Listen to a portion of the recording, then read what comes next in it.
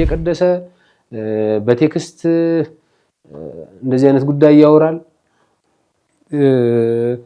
ከቅዳሴ ሶጣ እንገናኝ ብሎ ይቀጣጠራል ከቅዳሴ ከመግባቱ በፊት ይሄን ጉዳይ ፈጽሞ ለመግባት የሚሞክር ሰው አለ በየደብሩ ላይ አንገቱን ይያስክ ማውጣት አንገቱን እነዛን ሰዎች ስትነኳቸው ያስደነገጠኝ ቼናቸው ሃይማኖት አይገደባቸው ከሙስሊሞቹ ጋር ይገናኛሉ ከፕሮቴስታንቱ ጋር ምንም ሃይማኖት እንደማይገደባቸው ነው ያው የነሱ እንቅስቃሴ በጣም ሰፊና እንትን ነው በጣም በሚደንቅ ሁኔታ ከ5 በላይ አፕሊኬሽኖች አሏቸው አንድ ሙሉ አብነት ትምህርት ቤት አንድ ከውጭ በመጣ ፈረንጅ ያብነት አስተማሪውን በዚህ ግብር ይገናኛውና ያ አስተማሪው ደግሞ ተማሪዎቹን በሙሉ በኩሉ አብነት ትምህርት ቤት ተሰጥቷል ጥንቅቅ ያለ የሞዴሊንግ አይነት ስራ ልብስ በልብስ ተከኖ ደረጃ ወጣ ያለ ልብስ ራሱ ነው የሚያሰሩት ክህነትም ሳይኖራቸው ድቁናውንም ሳይዙ ሰዓት እዚህ ጋር ይጭናሉ ይሄ ግብዳ ሰዓት የሚያብረቀርቅ ሸሚዝ ነው የሚለብሱት በብዛት ደግሞ አይደለም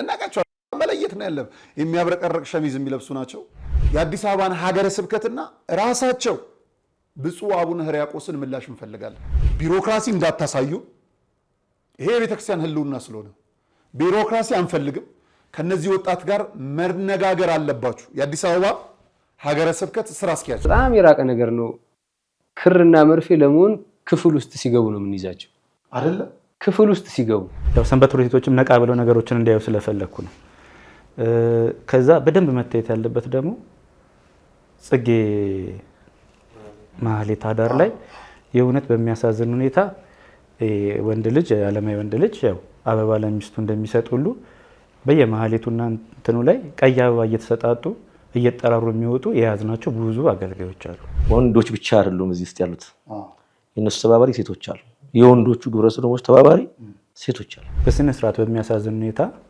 ወንድ ልጆችን ለትልቅ ባለሀብቶች የሚሸጡ በስነ ስርዓት ይሸጣሉ አንድ የሚገንዘብ ምጫቸው ከቤተክርስቲያን ትንንሽ ዲያቆናትን ትንንሽ ልጆችን እየወሰዱ ለሽያጭ የሚያቀርቡ የሃይማኖት ጎራ ለማስያዝ ሀገርን እንደዚህ አይነት የዘመን መጨረሻ ታሪ ነካሪ ያህል ልቃች ሚዲያ እዚህ አይነት ሰዎች በፈኑ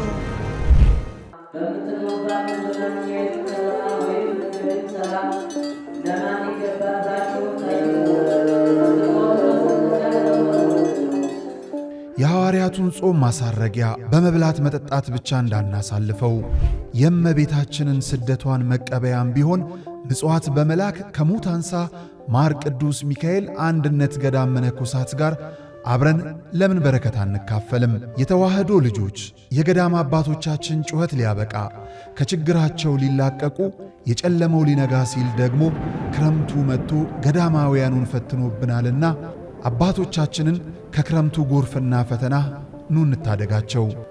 ዛሬም እንደ ትላንቱ ለጥቂት ጊዜያት ብቻ የሚቆይ ድጋፎን ለሙት አንሳ ማር ቅዱስ ሚካኤል አንድነት ገዳም ይላኩ።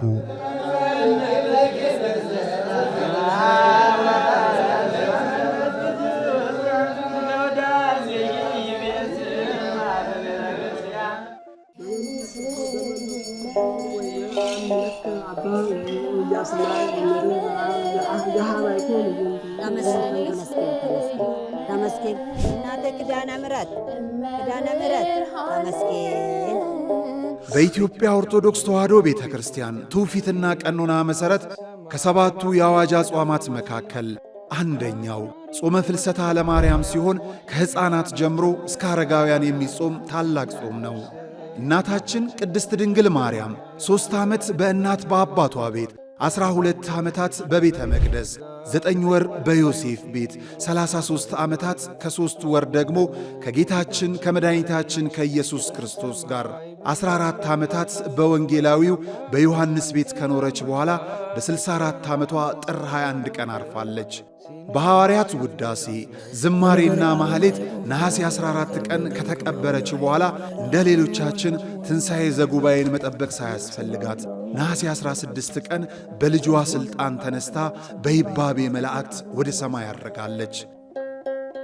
በመከራ ላለው ሁኝለት መጽናኛ እንባውን አብሺው አይዘን ዳግመኛ ጉድለቱን ሙይለት በፈረሰው ቆመሽ ስለምታስምሪክ በልዩ ኪዳንሽ የእመቤታችንን ስደት በማሰብ ዛሬ እኛም ሱባኤ እንይዛለን። ቢለምኗት እጥፍ ከምትሰጥ ቢነግሯት ሰሚ ከሆነችው አንጎለላ ጽርሐ አርያም ሰሚነሽ ኪዳነ ምሕረት ገዳም ለምን የዘንድሮን ሱባኤ በዚያን ቆይም? እንዳያስቡ በቂ የሱባኤተኞች ማረፊያ በገዳሟ ተሰናድቷል። 16ቱንም ቀናት በኪዳን በቅዳሴና በማታዊ የወንጌል መርሃ ግብር አሳልፈን ከፈዋሽ ጸበሏ ተጠምቀን ነሐሴ 16 ኪዳነ ምሕረትን አንግሰን ተባርከን እንመለሳለን። አደራ እንዳትቀሩብን። ለበለጠ መረጃ በገዳሟ የስልክ ቁጥሮች ይደውሉ። የእመቤታችን ምልጃና በረከቷ ከሁላችን ጋር ይሁን።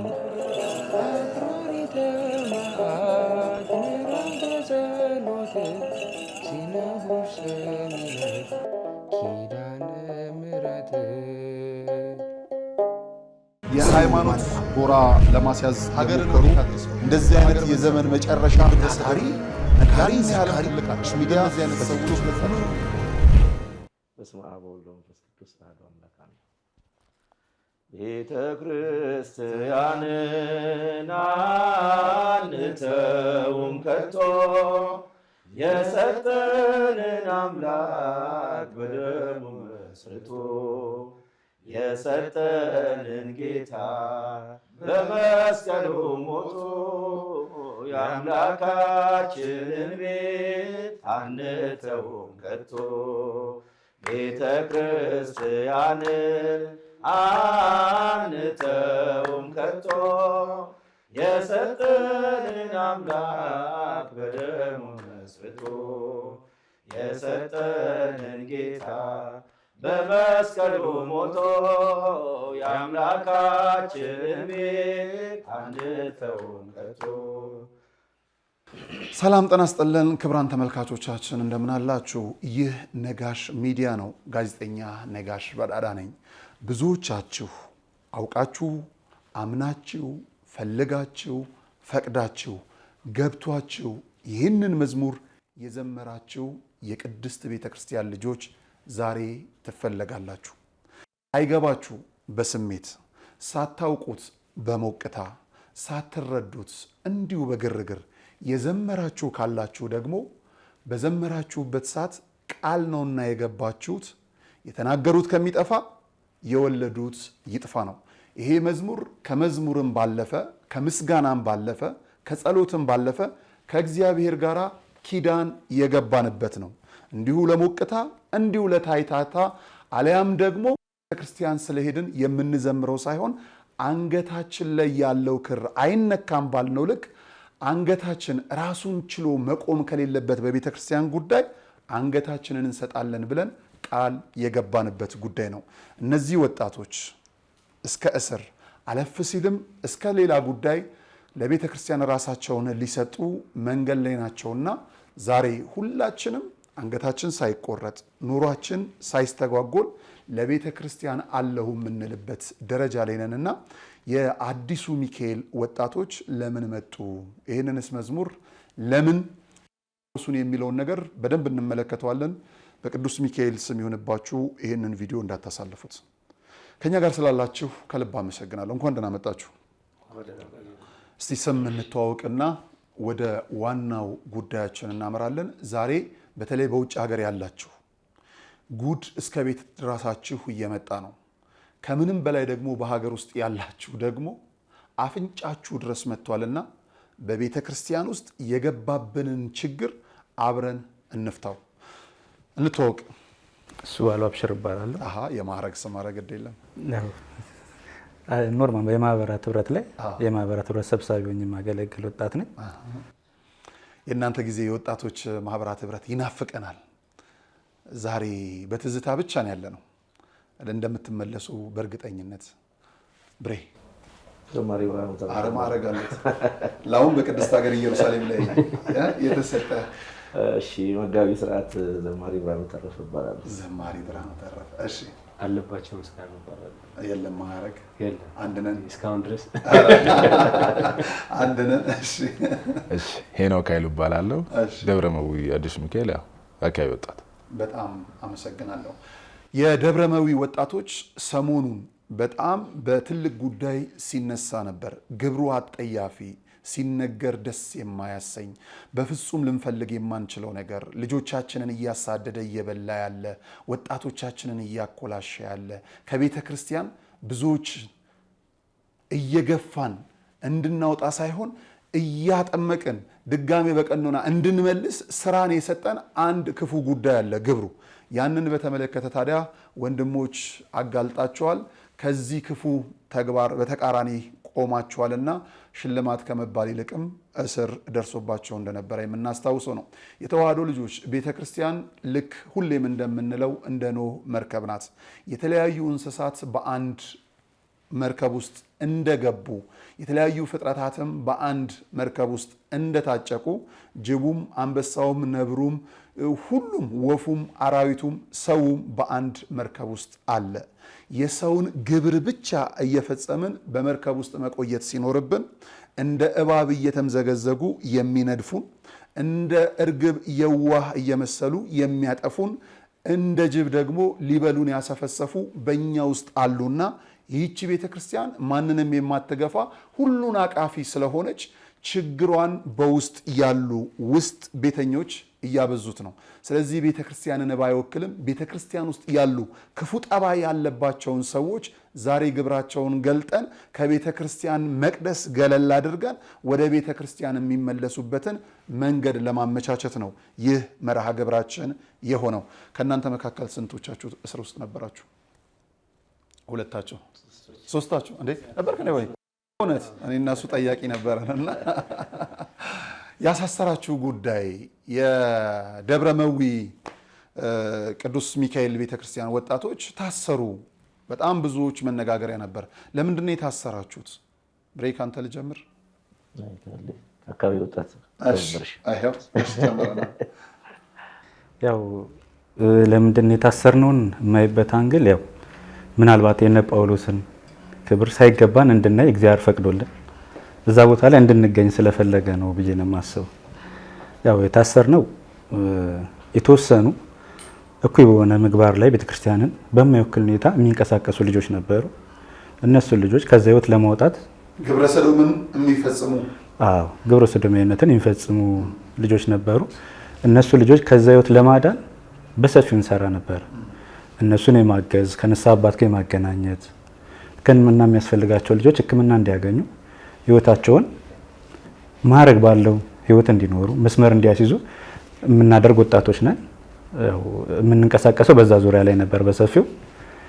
ከዛ ሂደት ውስጥ መሀል ላይ ያው እንደ ድንገት ያው ስም ማጥፋት የሚል አንድ ጽዋ ደረሰንና ጉዳዩ ካለፈ ከአንድ ዓመት ከ8 ወር በኋላ እኛ እንደ መምከር እንደ ጥቆማ የርንበት ሂደት ስም ማጥፋት ተብሎ ጽዋው እንግዲህ ያው ለኛ ደረሰን። የእስር ጽዋው ነው። ስም የጠፋ በሚል ታስረናል ማለት ነው። ብሬ ፈታ አድርገው ሲያፍታታ እኩይ ተግባሩ ግብረ ሰዶም ነው። አዎ ምናልባት ያው ቤተክርስቲያንም ሁላችንም የምንጸየፈው እንደ ሀገር ደግሞ በጣም የምንጠላውና አስቀያሚ ነገር ነውና በቤተክርስቲያን ውስጥ መኖሩን በሰማን ሰዓት መተኛትም አልቻለም። አስቀድሞ ከዚህ ከአሁኑ ልጅ በፊት በሌላ ፖስት ነው ያየነው። በዛ ስራ በምንንቀሳቀስበት ጉዳይ እንግዲህ ማንጠብቃቸው ትልልቅ መረጃዎች የደረሱን ሲመጡ ይሄ ዝም ብሎ የመጣ ነገር እንዳልሆነ አወቅንና ትውልድን የሚያጠፋ እንደ ሀገር እንደ ቤተክርስቲያን ደግሞ ቤተክርስቲያን ላይ የተቃጣ ልክ እንደታድሱ እንደሌላም ትልቅ መከራ እንደሆነ ስለተረዳ በዝምታ እየሰራን በርካታ ሰዎችን ከዚህ ውስጥ አውጥተናል። የቤተክርስቲያን ልጅ መሆናችን አንዱ የሚያስደስተኝ እንዲህ አይነቱን ነገር በዓለም እኮ ቢሆን ኑሮ ባየን በማግስቱ ነበረ የምናጋለጠው። ባየን በማግስቱ ገባ። ግን የቤተክርስቲያን ልጅ መሆናችን አንዱ በጣም የሚያስደስተን ነገር እንዳየን እንድንፈርድ እግዚአብሔር አላደረገንም። ምክንያቱም ብዙ የተሸፈነልን የራሳችንም ገበና ስላለ የወንድሞችን ገበና፣ ድካም፣ ክፉ ግብር የሰይጣን ነውና ሰው የሚፈጽመው አይደለም። የሆነ መንፈስ ካልገባበት ይሄንን የሚያደርገው አይደለም። ስለዚህ እስቲ ከራስ ጋር ተነጋገር፣ ከራስሽ ጋር ተነጋገሪ፣ ራስን ለካህን አሳይ። በቤተ መቅደስ በዚህ መቀጠል አይቻልም፣ እንደ ምእመን ግን ሆነ እንድትሄድ ንስሐ ገባ የሚል በቂ ሳይሆን ከበቂ ጊዜ በላይ እየሰጣችሁ እንዳለ አውቃለሁ። ጉዳዩ በብዛት ገፍቶ ሲመጣ ግን ግለሰብና ቤተክርስቲያንን አናወዳድርም። አይደለም አንድ ተራ አገልጋይ ይቅርና ጳጳሱና እናንተ ወይም ጳጳሱና እኛ በቤተክርስቲያን ጉዳይ እኩል ነን። ቤተክርስቲያኗን ሊያፈርስ ከመጣ ጳጳስ ስለሆነ አፍርሰ ጨርሳት አንልም። ኖ ብለን እናስቆማለን። ይሄ ኢንተርቪው የዛ አንዱ አካል ነው። ቤተክርስቲያንን ሲፈትኗት የነበሩ የተለያዩ አካላቶች አሉ። በምንፍቅና እንበትናታለን ብለው የመጡ ጀግና በነበሩ በቤተክርስቲያን ልጆች የተበተኑ አሉ። የተሐድሶን ክንድ አናቱ እየተቀጠቀጠ የመጣው ልክ 4-5 ብለው በተመሰረቱ ወጣቶች ነው። መልሰነዋል ተሐድሶ። አሁን ደግሞ ቤተክርስቲያን መከራዋን ለማብዛት በእንዲህ አይነት መልኩ ሰርገው የመጡ አሉና የቤተክርስቲያኗ ምንም ነገር ያልሆነ እኛ እያለን የቤተክርስቲያኗን ስም አያስጠፉ። የኛ ገላ ቤተክርስቲያን ውስጥ እስር ቤት ውስጥ መታሰር ካለበት እንታሰራለን እንጂ የቤተክርስቲያን ክብር አይነካም የሚመስለኝ በዛ ስሜት ስለሆነ ኢንተርቪውን ያዘጋጀ ነው። እና ከዚህ ጋር ደግሞ ሰሞኑን ደብረ ገሊላ ቅዱስ ሚካኤል ከፍ ብሎ ስሙ ተነስቷል። አንዳንዱ ምን ነው ያደኩብሽ ቤተክርስቲያን እንዲህ አይነት ነገር ስምሽ ተነሳ የሚል አለ። ቤተክርስቲያን ስሟ አልተነሳም። የቤተክርስቲያን አይደለም። ቤተክርስቲያን ውስጥ የገቡ ተራ ሰዎች ራሳቸውን ቆሻሻ ነገራቸውን ለመደበቅ በቤተክርስቲያን እንዲጣበቅ ያደረጉት ነው የሚመስለኝ እንጂ የቤተክርስቲያን ጉዳይ አይደለም። ወደ አንተ ልምጣ። እንዴት ነበረ የዛን ሰሞን ግርግር? ለእስር ያበቃችሁ ነገር ምንድነው? ከዛ በፊት ምን ስትሰሩ ነበር? እሺ፣ በጣም አመሰግናለሁ። ምናልባት አሁን የደብረ መዊ ቅዱስ ሚካኤል ስም ተደጋግሞ ተነሳ እንጂ አዲስ አበባ ላይ ብዙ ደብራት የእንቅስቃሴ ያለ ይሰራል። አሁን ለምሳሌ እኔ ከራጉኤል ነኝ። እስሩም ላይ ያው ከራጉኤል አካባቢ ወጣቶችም ታስረናል። አብረን ነው ታስረናል። እኔ ራጉኤል እና ጉዳዩ ወደ አንድ ቦታ የተሰበሰበ አይደለም። እንደ አዲስ አበባ ነው የሚሰራው።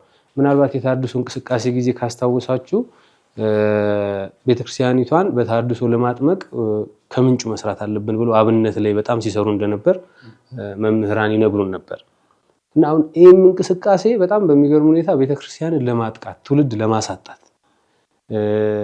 ካህናት አባቶቻችን ከፍም ሲል እስከ ሊቃነ ጳጳሳት ድረስ በዚህ ጉዳይ ለማጥመቅ ከምንጩ መስራት አለብን ከሚል እሳቤ ህፃናቱ ላይ ነው ሲሰሩ የነበረው እየሰሩም ያሉት። አሁን ህፃናቱን በዚህ ጉዳይ ያጠምቋቸዋል። ያ ህፃን ዲያቆን ይሆናል፣ አልፎ ደግሞ ካህን ይሆናል፣ ከዛ ጳጳስ ይሆናል በዘመናት ማለት ነው። እና ይህንን ስራ ነው ሲሰሩ የነበሩት። እንደ አጋጣሚ እኛ አንድ መረጃ ደረሰንና እዛ አካባቢ የሚንቀሳቀስ ልጅ እሱን ነካ ስናደርገው አካባቢው ላይ ወደ 10 ምናምን ህፃናት ተሞክረዋል በዚህ ጉዳይ። እና እኛ ቆመን ደንግጠን ነገሩን ስንከታተለው እንደሚታሰበው ቀላሉ ነው አላገኘነውም። በእኛ ብቻ የሚፈታው ነው አላገኘነውም። እና ሁሉም አካባቢ ላይ ያሉትን ወጣቶች ማነቃነቅ ቻልንና ይሄ ጉዳይ እነሱ አካባቢ የደረሰው ደረጃ ምንድን ነው የሚለውን ማጥናት ጀመረ። አሁን ቅዱስ ሚካኤል ይባላል እንጂ ቅዱስ ሚካኤል ማለት ቤተክርስቲያን ነው የሚለው። ቅዱስ ሚካኤል ሲል ደብረ መዊ ቅዱስ ሚካኤል ይባላል እንጂ በጣም የከፉ አካባቢዎች አሉ። እዛ አካባቢ መነሻው ነው ጠንካራ ስላት ስለተሰራ ነው እዛ አካባቢ ያለው ጉድ በጣም ጎልቶ እየታየ ያለው እንጂ አሁን በደረስንበት መረጃና ማስረጃ ሌላ አካባቢ ከዛ የከፋ እንደው ለመግለጽ በጣም ይከፋል። ሰዎቹ ከክፋታቸው አንፃር ቤተክርስቲያን ውስጡ እንድትናክ ከመፈለጋቸው አንፃር ልጆቹን ሲያለማምዷቸው ቅድስተ ቅዱሳን ውስጥ ህፃናት ዲያቆናት አሉ አይደል? እዛ ውስጥ ሁሉ ይህን ጉዳይ ያንቀሳቅሳሉ። ይሄ ማለት ያ ልጅ አድጎ ለቤተክርስቲያን ያለው ንቀትና ጥላቻ ምን ያለው እንደሚችል በጣም ለመገመት ቀላሉና ቤተክርስቲያንን ለማፍረስ ከሚንቀሳቀሱት እንቅስቃሴ በጣም ከፍተኛው እንቅስቃሴ ብዬ የማስበው ይሄን ነው። ቤተክርስቲያን ከውስጥ ቀላ እንድትታይ እና ቤተክርስቲያን ውስጥ ሁሉን ነገር ማድረግ ይችላሉ። በጣም የሚገርም ቅዳሴ እየቀደሰ በቴክስት እንደዚህ አይነት ጉዳይ ያወራል። ከቅዳሴ ሲወጣ እንገናኝ ብሎ ይቀጣጠራል። ቅዳሴ ከመግባቱ በፊት ይሄን ጉዳይ ፈጽሞ ለመግባት የሚሞክር ሰው አለ። በዚህ መጠን የረከሱ ሰዎች ናቸው እና እንደው ጉዳዩን በጥልቀት ስናየው እኔ ምዕመኑ ከተሐድሶ እንቅስቃሴ ከፍ ባለ ደረጃ መኬድ አለበት ብዬ ነው የማስበው። ደረጃው በጣም ከፍተኛ ነው። እኛም መናገር በጣም የከበድን ነው። አሁን ይህን ጉዳይ ለመግለጽ እንደው ይህን ስናገር ቤተክርስቲያን የተነካብኝ ይሆን፣ ቤተክርስቲያንም ሰው አቃሉ ያይብኝ ይሆን የሚል ፍርሃት ውስጣችን አለ። እስከዛሬም ደብቀነው የቆየ ነው። ከዚህ አንጻር ነው። ሁለተኛ ደግሞ ይህንን ጉዳይ ይዘህ የምትሄደው ሰውዬ ራሱ በኋላ ወደኋላ ተመልሰህ ስታገኝ በዚህ ጉዳይ ያለ ምናምን ሆኖ ታገኘዋለህ። ይዘህለት የምትሄደው ሰውዬ እና ነገሩ በጣም ከባድ ነውና እንደው መምህራን አባቶቻችን ይህንን ጉዳይ ቆም ብለው ቢያዩት። ቤተክርስቲያን ላይ አሁን የተጋረጠው ትልቁ ፈተና ይሄ ነው ብለን ነው። እኔ በጣም ክብር ምስጋናም ይገባቸዋል። በነገራችን ላይ እንዲህ አይነት ሰዎች መደበቂያቸው ምን እንደሆነ ታውቃለህ? የቤተክርስቲያንን ልዕልና ያውቁታል። ተረዳኸኝ? የቤተክርስቲያንን ቅድስና ያውቁታል። ስለዚህ ብናደርገው ቤተክርስቲያናችን ትነካብናለች ብሎ የሚያስብ ምእመን ስላለ አያወጡንም ብለው ነው የሚያስቡት። ቤተክርስቲያን መቼም አትነካም። ለመንካት የሚፈልግ ካለ ቀድሞ የተነካ ነው ራሱ። በቤተክርስቲያን ውስጥ የለም። በዓለማዊ ስትመጣ አንድ ሌባ ይዘርፍና ብሔር ውስጥ ነው የሚደበቀው። ለብሔሩ እኮ አይጠቅምም። ብሔረሰቡ ምንም የሚያገኘው የለም ከአንድ ግለሰብ፣ አያውቀውም ጭራሽ ሁሉ። ከዛ ይሰርቅና የህግ አካላት ሊያስከብሩ ሲሉ ህግ የብሔር ተወካይ ሆኖ ይመጣል፣ ጭራሽ ያላወቀው። ስለዚህ አሁንም ቤተክርስቲያናችን ትነካብናለች በሚል ሐሳብ የምናቆመው ነገር የለም። ቤተክርስቲያናችን አትነካም። ዝም ካልን ነው የምትነካብን። ለምን? ቅዳሴዋን ሊያራክሱብን ነው፣ ፈውሷን ሊያሳጡን ነው፣ እናትነቷን ሊያቃልሉብን ነው። ያው ቅጥሩን ጀምረውታል፣ በሱቅም በምንም ብሎ እኮ ጀምረዋል። ስለዚህ ህግ አስከባሪ ጠርተህ የምታስከብረው የምታቆመው አይደለም። ኦርቶዶክሳዊ ወጣት ሆ ብለህ ተነስተህ በየደብርህ ላይ አንገቱን እያያዝክ ማውጣት ነው። አንገቱን የአንድ ቀን ቅዳሴ ሊቋረጥ ይችላል፣ ችግር የለውም። በዛ ስሜት ነው መውጣት ያለ። አንገቱን ይዘህ መውጣት አለብህ። ካህን ክህነቱ ላይ ሲሆን ነው ካህን እንዲህ አይነት ቴክስቶችን እንዲህ አይነት ጉዳዮችን የሚታይበትን። አሁን እናንተ መሪያችን ናችሁ፣ ፊታችን ናችሁ። አዲስ አበባ ላይ ያለውን ታስተባብራላችሁ፣ ክፍለ ሀገር ላይ ያለውም ይመጣል። ገባ? ማህበራት ህብረቱም የደከመው ካለ ለዚህ ሆ ብሎ የማይመጣ የለም። አንገቱን እየያዝን ነው የምናወጣው። ይሄ ክብር ምናምን አይኖርም። በዛ ልክ መኬድ አለበት ብዬ ስለማስብ ቅድም የዘመርነው ዝማሬ ከቤተ ክርስቲያን ጋር ኪዳን ስለሆነ እየተጋባን ያለ ነው። ጳጳስ ሊኖር ይችላል። የደብር አለቃ እንደ አሸን ሊፈሉ ይችላሉ። ለምን? በእኛ ዝምታ እነሱ ክፉ ስራቸውን አድብተው ሰርተው ስላደጉ፣ ክፉ ስራ ደግሞ ያድጋል፣ በጎ ስራ ደግሞ ይበቀላል። ምንም ጥርጥር የለውም። እና ሊሆኑ ይችላሉ እና እሱ ላይ በደንብ ማድረግ አለብን። እንምጣ ወደ አንተስ ጸቤ። እኔ እናንተ እንግዲህ እስረኞችን ስንጠይቅ ነበረ፣ ፍርድ ቤትም ስንመላለስ ነበረ። እኔ አልፎኛል ይሄ በረከት በአጋጣሚ ብቻ በሆነች ነገሮች ምክንያት እኔ ይሄ በረከት አልፎኛል። ግን ከውጭ ሆኜ መደረግ ያለበትን ነገር ከጓደኞች ጋር ሆነን ስንከታተል ነበረ እና ይሄ ነገር ሲፈጠር ያው ቅድሚያ እንደተባለው ለቤተክርስቲያን ከመጠንቀቅ አንጻር፣ ሰውን ካለማስደንገጥ አንጻር፣ እንዲሁ በእኛው እንፈቷለን እና እናስተካክሏለን ከሚል አንጻር ነበረ ጉዳዩን ቀለል አድርገን አይተን የነበረው። ወደ ውስጥ ሲገባ ግን እንደዚህ እንደሚባለው አይደለም። በፍጹም የሚቻል ነገር አይደለም። በጣም ብዙ ኔትወርክ ያለው፣ በጣም የተለያየ ዓላማ ያለው፣ ግን አንድና አንድ የመጨረሻው ጎሉ ቤተክርስቲያንን ማርከስ፣ ማጥፋት፣ ማፍረስ ነው። ይህንን ነገር ስንደርስበት ነው እኛም በስነ ስርዓት በቃ መጠንከር አለብን በሚለው ይህን እንቅስቃሴ ጀመር ነው። በእስሩ ጉዳይ ያው ቅድም እንዳልከው ነው።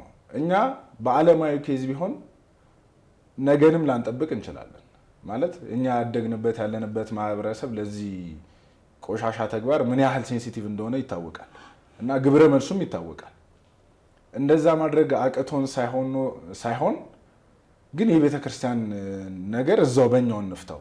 ማስተካከል የምንችል ከሆነ እንደ ቤተ ክርስቲያን ልጅነት ይሄ ስሜታዊነትንም ግልፍተኝነትም ስላላደግንበት ስላልተማርንበት ከዛ አንጻር አይተነው እንፍታው በሚል ኬዝ ነበረ ይሄንንም ነገር አሁን ላይ እንዲፈጠር የተደረገው እንጂ ቅድሚያም እኛ መክሰስም የሆነም ነገር ማድረግ አቅቶን አልነበረም።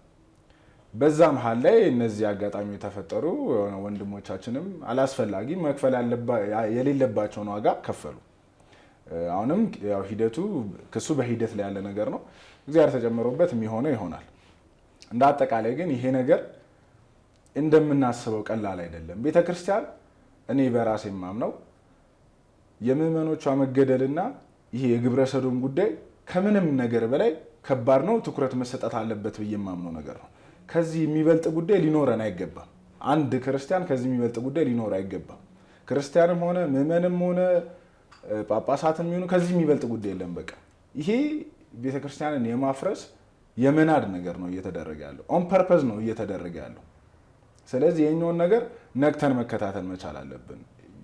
ከነሱ እንቅስቃሴ የበለጠ የኛ ዝም ማለት ቤተክርስቲያንን እየጎዳት ነው።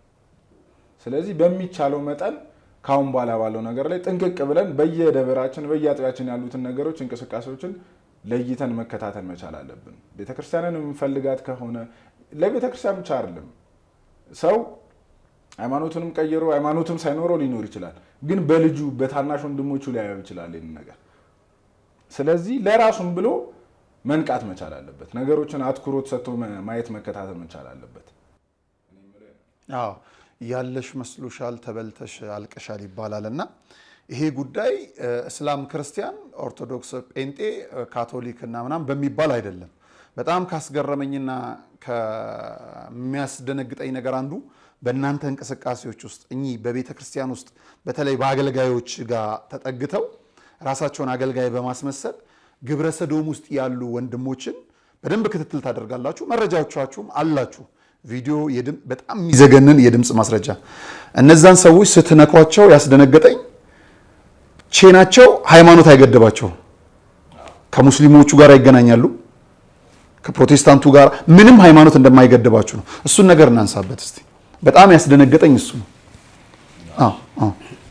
ያው የነሱ እንቅስቃሴ በጣም ሰፊና እንትን ነው። በጣም በሚደንቅ ሁኔታ ከ5 በላይ አፕሊኬሽኖች አሏቸው። አፕሊኬሽኖቹ ማለት እነሱ አሁን እዚህ አካባቢ ያለንበት አካባቢ ላይ ምን ያህል ግብረ ሰዶም እንዳለ ደረጃቸው 3 ደረጃ የተለያየ ደረጃ አላቸው። 3ቱንም ደረጃ ገልጾ የሚጽፍ አፕ አላቸው። ለመገናኘት አሁን አንድ ሰው እዚህ አካባቢ ያለን ሰው ማግኘት ቢፈልግ እዚህ አካባቢ ማን አለ ብሎ በዛ አፕሊኬሽን ራይድ እንደምጠራው ማለት ነው በዛ ጠርቶ ያንን ግብር ይፈጽማሉ። ስለዚህ እነሱ ህብረታቸው በጣም ከፍተኛ ከመሆኑ የተነሳ አንድች እንኳን በእኛ እስር ጉዳይ የተነሳችውን ጉዳይ ላይ በአንድ ቀን ውስጥ ነው ወዲያው ሪፖርት አድርገው የማዘጋት ነገሮችን የማከሻሸፍ ስራ እየሰሩ ያሉት። የእውነት ነውሩ በጣም ከባድና ከፍተኛ መሆኑ ሃይማኖት የሚገድበው አይደለም። በዚህ ሂደት ውስጥ በትንሹ 3 ዓመት ሊሆነን ነው ይህን እንቅስቃሴ ማድረግ ከጀመርን። በ3 ዓመት ውስጥ የተለያዩ እምነት ሰዎች በዚህ ሂደት ውስጥ ብዙ በሚባል ደረጃ መረጃቸው እኛ ጋር አለ። የሌላ እምነት ተከታዮች ይህን ስንል የቤተ ክርስቲያን ጉዳይ ብቻ ነው እያለን አይደለም። እንደ ሀገርን የሚያፈርስ ተተኪ ትውልድን እንዳይኖር የሚያደርግ ተተኪ ካህናትን የሚያጠፋ እያመከነ ያለ ነው። የእውነት እጅግ የሚያስለቅስ የሚያሳዝን ነገር አለ። አቢሶ ወደኛ ቤት አካባቢ ደግሞ ስንመጣ የ10 ዓመት የ9 የ8 ዓመት ልጆችን ሚስጥር እናሳያቸዋለን እያሉ እንደ እጅ መንሻ እነዛን ልጆች የሚያበላሹ ሊቀ ዲያቆናት አሉ። ስለዚህ በዚህ ደረጃ ነገሩ የከፋና በጣም አደጋው የእውነት የሚያሳዝን እኔ አባቶች ወይ ደግሞ የቤተክርስቲያን መምህራን አገልጋዮች እውነት ያውቃሉ፣ እያወቁ ግን ለምን ዝም እንዳሉ ነው ግራ የሚገባኝ። ወይ ወደ ትውልዱ ወርደው በትምህርት ደረጃ ይህን ነገር አለማስተላለፋቸው፣ ወይ ደግሞ በስነ ስርዓት ወጥተው አለማወገዛቸው። ቤተክርስቲያንም በቃ ክህነት እየፈረሰ ነው ያለው። ተተኪ ዲያቆናትን ከስር ጀምረው እየመቱ በዚህ ግብር እያበላሹ እንዳለ ግብረ ሰዶማውያን እያደረጓቸው እየሄዱ ነው ያሉት። ይሄ ማለት ነገ ከነገ ወዲያ ክህነት ላይ ብዙ ተጽዕኖ ይፈጥራል።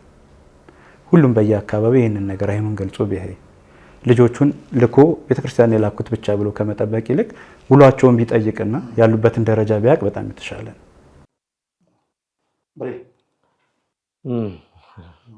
ወደ ኋላ እየተመለስኩ ብዙ ነገር እያሰብኩና የመጀመሪያ ስሜቴን ሳስበውና አሁን ያለበት ስሜቴ በጣም አንተኛም እያለቀስን ነበር የምናሳልፈው።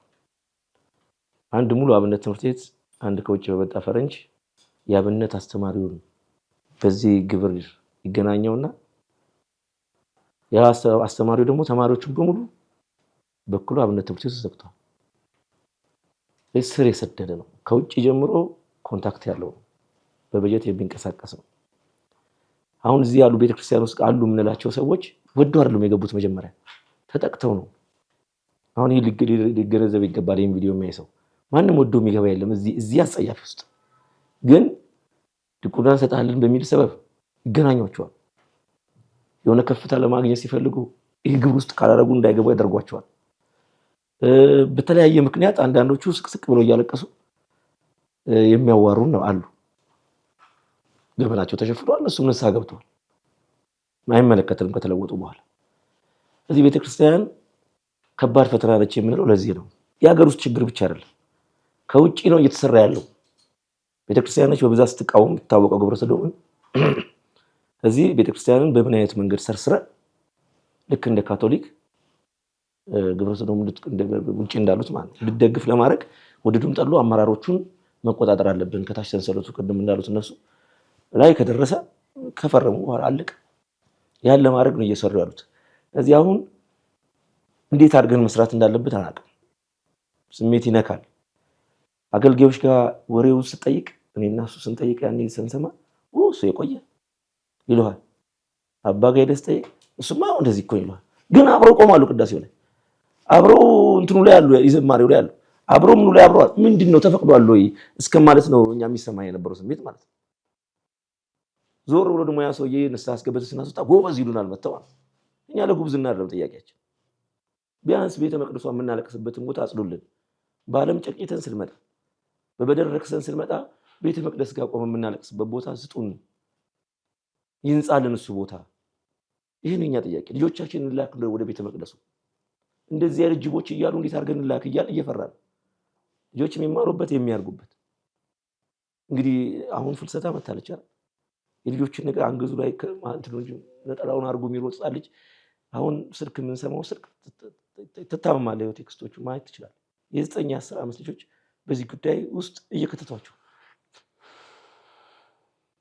ከተለያዩ ክፍለ ሀገራት አሁን ከወጣም በኋላ እግዚአብሔር ምክንያት አለው። ለዚህ ነው የማይደወል ስልክ የለም።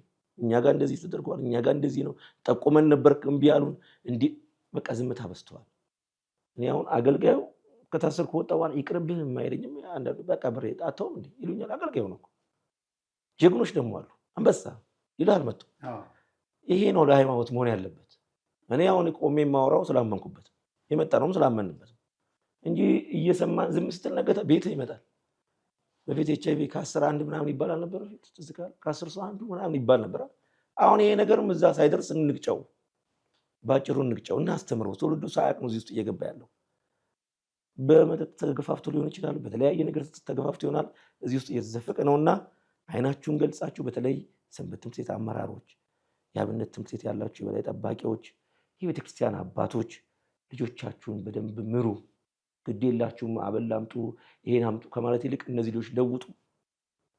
ሰው ካጣችሁ በኋላ ነገ ብትጮሁ ብታለቅሱ የሚሰማችሁ አካል አይኖርም። ስለዚህ ይሄን ቢታሰብበት ባይ ነው። እሺ ወደ እናንተ የምንሄድና ወደ ሌላኛው ጥያቄ እናመራለን እንሄዳለን። እንዳነሱት ነው ችግሩ በጣም ጥልቅ ነው። በእኛ እዚህ ባሉ ሰዎች አቅም ብቻ የሚከወን አይደለም። በጣም ረዣዥም ልጆች አሉ። ቤተክርስቲያንን አብዛኞቹን የእምነት ተቋማት እስልምናው ላይ በዚህ መጠን ሲናገሩ ሰምተናል። ኡስታዞቹ ትልልቅ የሚባሉት ኡስታዞች የአንድ ቤተ እምነት ችግር ብቻ መስሎ አልታየንም። ሁሉም ቤተ እምነቶች የሚፈተኑበት ጉዳይ ነው ዛሬ ማለት ነው። ነገ ደግሞ ፈተናው ያልፍና እነሱ የበላይነቱን ይዘው የፈለጉትን ውሳኔ ወስነው ማስፈጸም የሚችሉበትን ደረጃ ለመውሰድ በጣም እየተሯሯጡ ነው ያሉት። በጣም በአቅም ነው እየሰሩ ያሉት። በሚገርም ሁኔታ ቀጣይ ላይ እናነሳቸው ይሆናል። በጣም የሚገርም ነገር ህፃናቶቹን ገና ከፍ ከፍ የሚሉትን የሚያባብሉበት ህፃናቶቹን የሚያሸንፉባቸው መንገዶች በጣም በጣም ሀብት የሚፈልጉ ናቸው። አዎ አንስተን እንለፍ። በዚሁ ሳይሰሩ ሀብታሞች ናቸው እነዚህ ሰዎች። ስራ ሲሰሩ አታይም። የሚለብሷቸው ልብሶች ግን በጣም ከፍተኛ ናቸው። ሊነዱ ይችላሉ። ከባድ ነው። ኢትዮጵያ ውስጥ በመቶ ምናምን ሺህ የሚቆጠር እንደውም ለምዕመኑ እየነገርን መሄድ ስላለብን ነው። የሚቅረጸረጹ አገልጋዮችን ተጠንቀቁ። የሚቅረጸረጹ ተቀራርጸው የሚመጡ አገልጋዮች አሉ። በደንብ ነው መነጋገር ያለብን። አውርተን ነው መሄድ ያለብን። አሁን እኔ እግዚአብሔር በሚያውቀው ሁሌ ሚዲያ ላይ አለሁ ማለት መሽቀርቀር አለብኝ። ግን በ15 ቀን አንዴ ለመቆረጥ ጊዜ ያንሰኛል። ፀጉር ቤት የማልሄደው ጊዜ ስለሚወስድብኝ ነው። አንድ ወንድም አለኝ 10 ምናምን ዓመት ፊደል ይባላል እና እሱ ነው የሚያስተካክለኝ። ጠርቶኝ ይደውልልኛል። ነጋሽ ና ፀጉርህ ትክክል አይደለም ተሰራ ብሎ ነው የሚነግረኝ። እነዚህ ሰዎችስ እኔ በቀን 2 ሁሉ የሚቆረጡ ይመስለኛል። አንደኛው ነገራቸው በዚህ ግብር ውስጥ ያሉት በቀን 2 በጣም ቅርጻ ያበዛሉ ጺማቸው ላይ። ይቺ አንዲት ነገር አትወጣላቸው። ክህነት ሳይኖራቸው ሻሹን የሚጠመጥሙ ናቸው። ሽቷቸው በጣም የሚያውር ነው። በመነጋገር ስላለብን ነው። ለፋሽን ሾው የሚመጡ ነው የሚመስሉት ቤተክርስቲያን ላይ። ለፋሽን ሾው ተጠንቀቋቸው። የጺማቸው ልስላሴ በጣም አስደንጋጭ ነው። ምን እንደሚቀቡት አላውቅም። የኛ ይቆረጣል እኮ ይሻክራል ምናምን ይመስለኛል።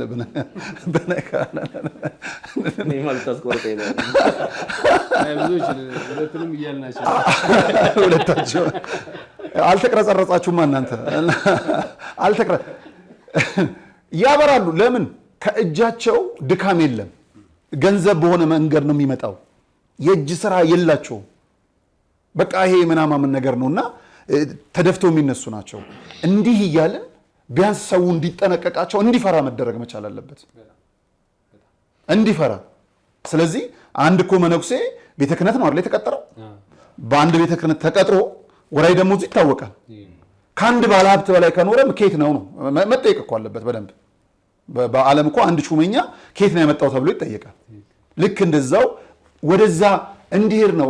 ከባድ ነገር አይደለም በነገራችን ላይ። ይሄንን ክፉ ነገር ለማስቆም እንደናንተ ቆራጥ የሆኑ ወጣቶች መነሳት ነው፣ በቂ ነው።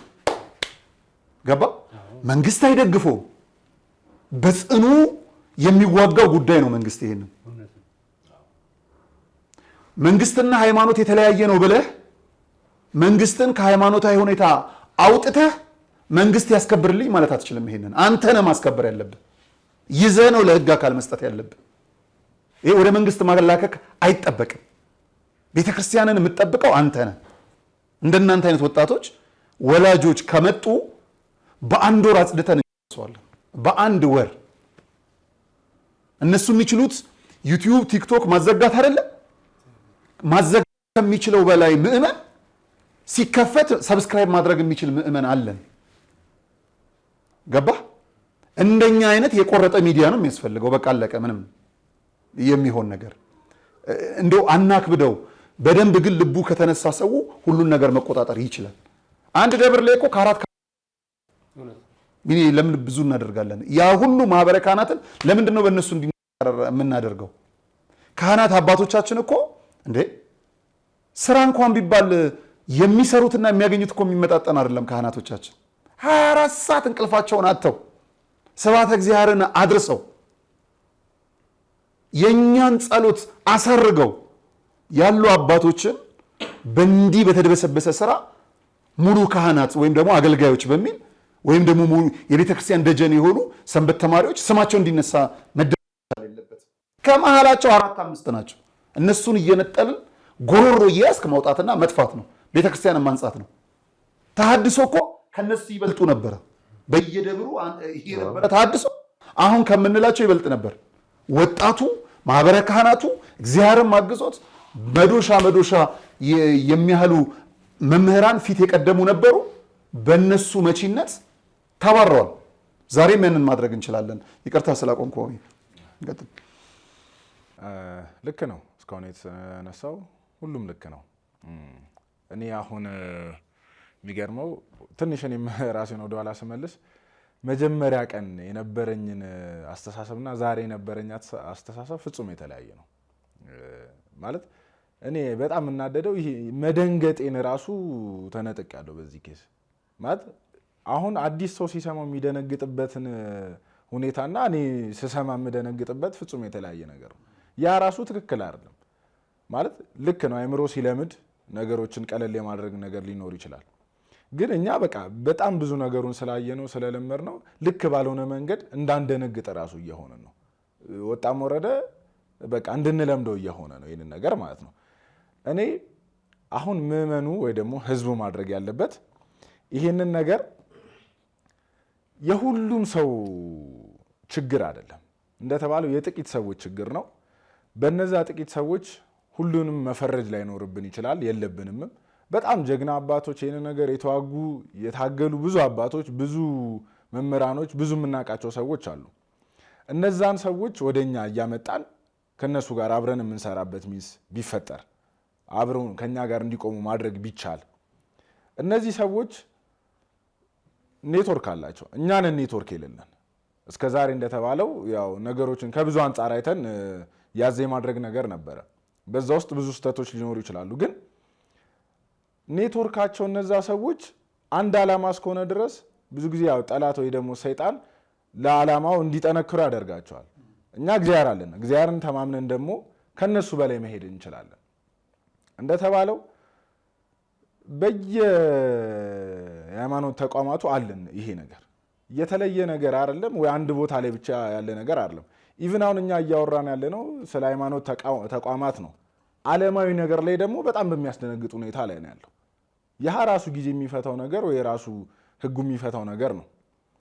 ግን ተቋማት ላይ እነዚህ የሃይማኖት ተቋማት ላይ ከማንም በላይ ይህንን ነገር ልክ እንዳልሆነ እያስተማሩ እያሉ ግን እነሱ ውስጥ ነገር መገኘት በጣም ያስደነግጣል። እኛ ደግሞ እንደ ክርስቲያን እንደ ቤተ ክርስቲያን ልጅነታችን ደግሞ ይህንን ነገር አበክረን መስራት አለብን ብዬ አስባለሁ። በጣም ይደክማል፣ ሊደክም ይችላል። አንድ ሆነን ከሰራንበት ግን ምንም የሚያቀት ነገር የለም። እንደተባለው ሰዎቹ አይተን አሁን ከልምድ አንጻር አይተህ መለየት የምችልበት ሁኔታ ላይ ተደርሷል። በቃ አይተህ አክሽናቸውን ምናቸውን። ይሄ ማለት ሞዴሊንግ አይደለም። ቤተክርስቲያን ስንመጣ አንድ ሰው እግዚአብሔርን ሊያነጋግር ጸሎቱን ሊያደርስ ንስሐውን ሊወስድ ነው የሚመጣው። እዛ ቦታ ላይ የምታየው እነዚህ ሰዎች ጥቂት ሰዎች ላይ የምታየው ነገር ግን ፍጹም ይሄ አይደለም። በቃ ጥንቅቅ ያለ የሞዴሊንግ አይነት ስራ ልብስ በልብስ ተከኖ ደረጃ ወጣ ያለ ልብስ ራሱ ነው የሚያሰሩት ከቤተ ክርስቲያኗ ውጪ የሆነ ማለት እንዲህ የሚለይ ነገር ማለት ነው። ክህነትም ሳይኖራቸው ድቁናውንም ሳይዙ ሰዓት እዚህ ጋር ይጭናሉ። ይሄ ግብዳ ሰዓት የሚያብረቀርቅ ሸሚዝ ነው የሚለብሱት በብዛት ደግሞ አይደለም እናቃቸዋለን። አመለየት ነው ያለው። የሚያብረቀርቅ ሸሚዝ የሚለብሱ ናቸው። ነጠላቸው በቄንጥ ነው እና ይሄ የፊታቸው መቅረጽረጽ በቃ ሴት ያስነቃል ማለት እንድትዋብና ውብ ሆናም የተፈጠረች ሴት ናት። ገባል አይደለ? ሁሉም ነገር ያለውን ነገር መዋቢያ ነገሮችን ስታደርግ ሴት ደስ ትላለች። ገባላ? ከሷ በላይ ለመሆን የሚጥሩ ወንዶች ናቸው። ያስታውቃሉ። በጣም በስነ ስርዓት ያስታውቃሉ።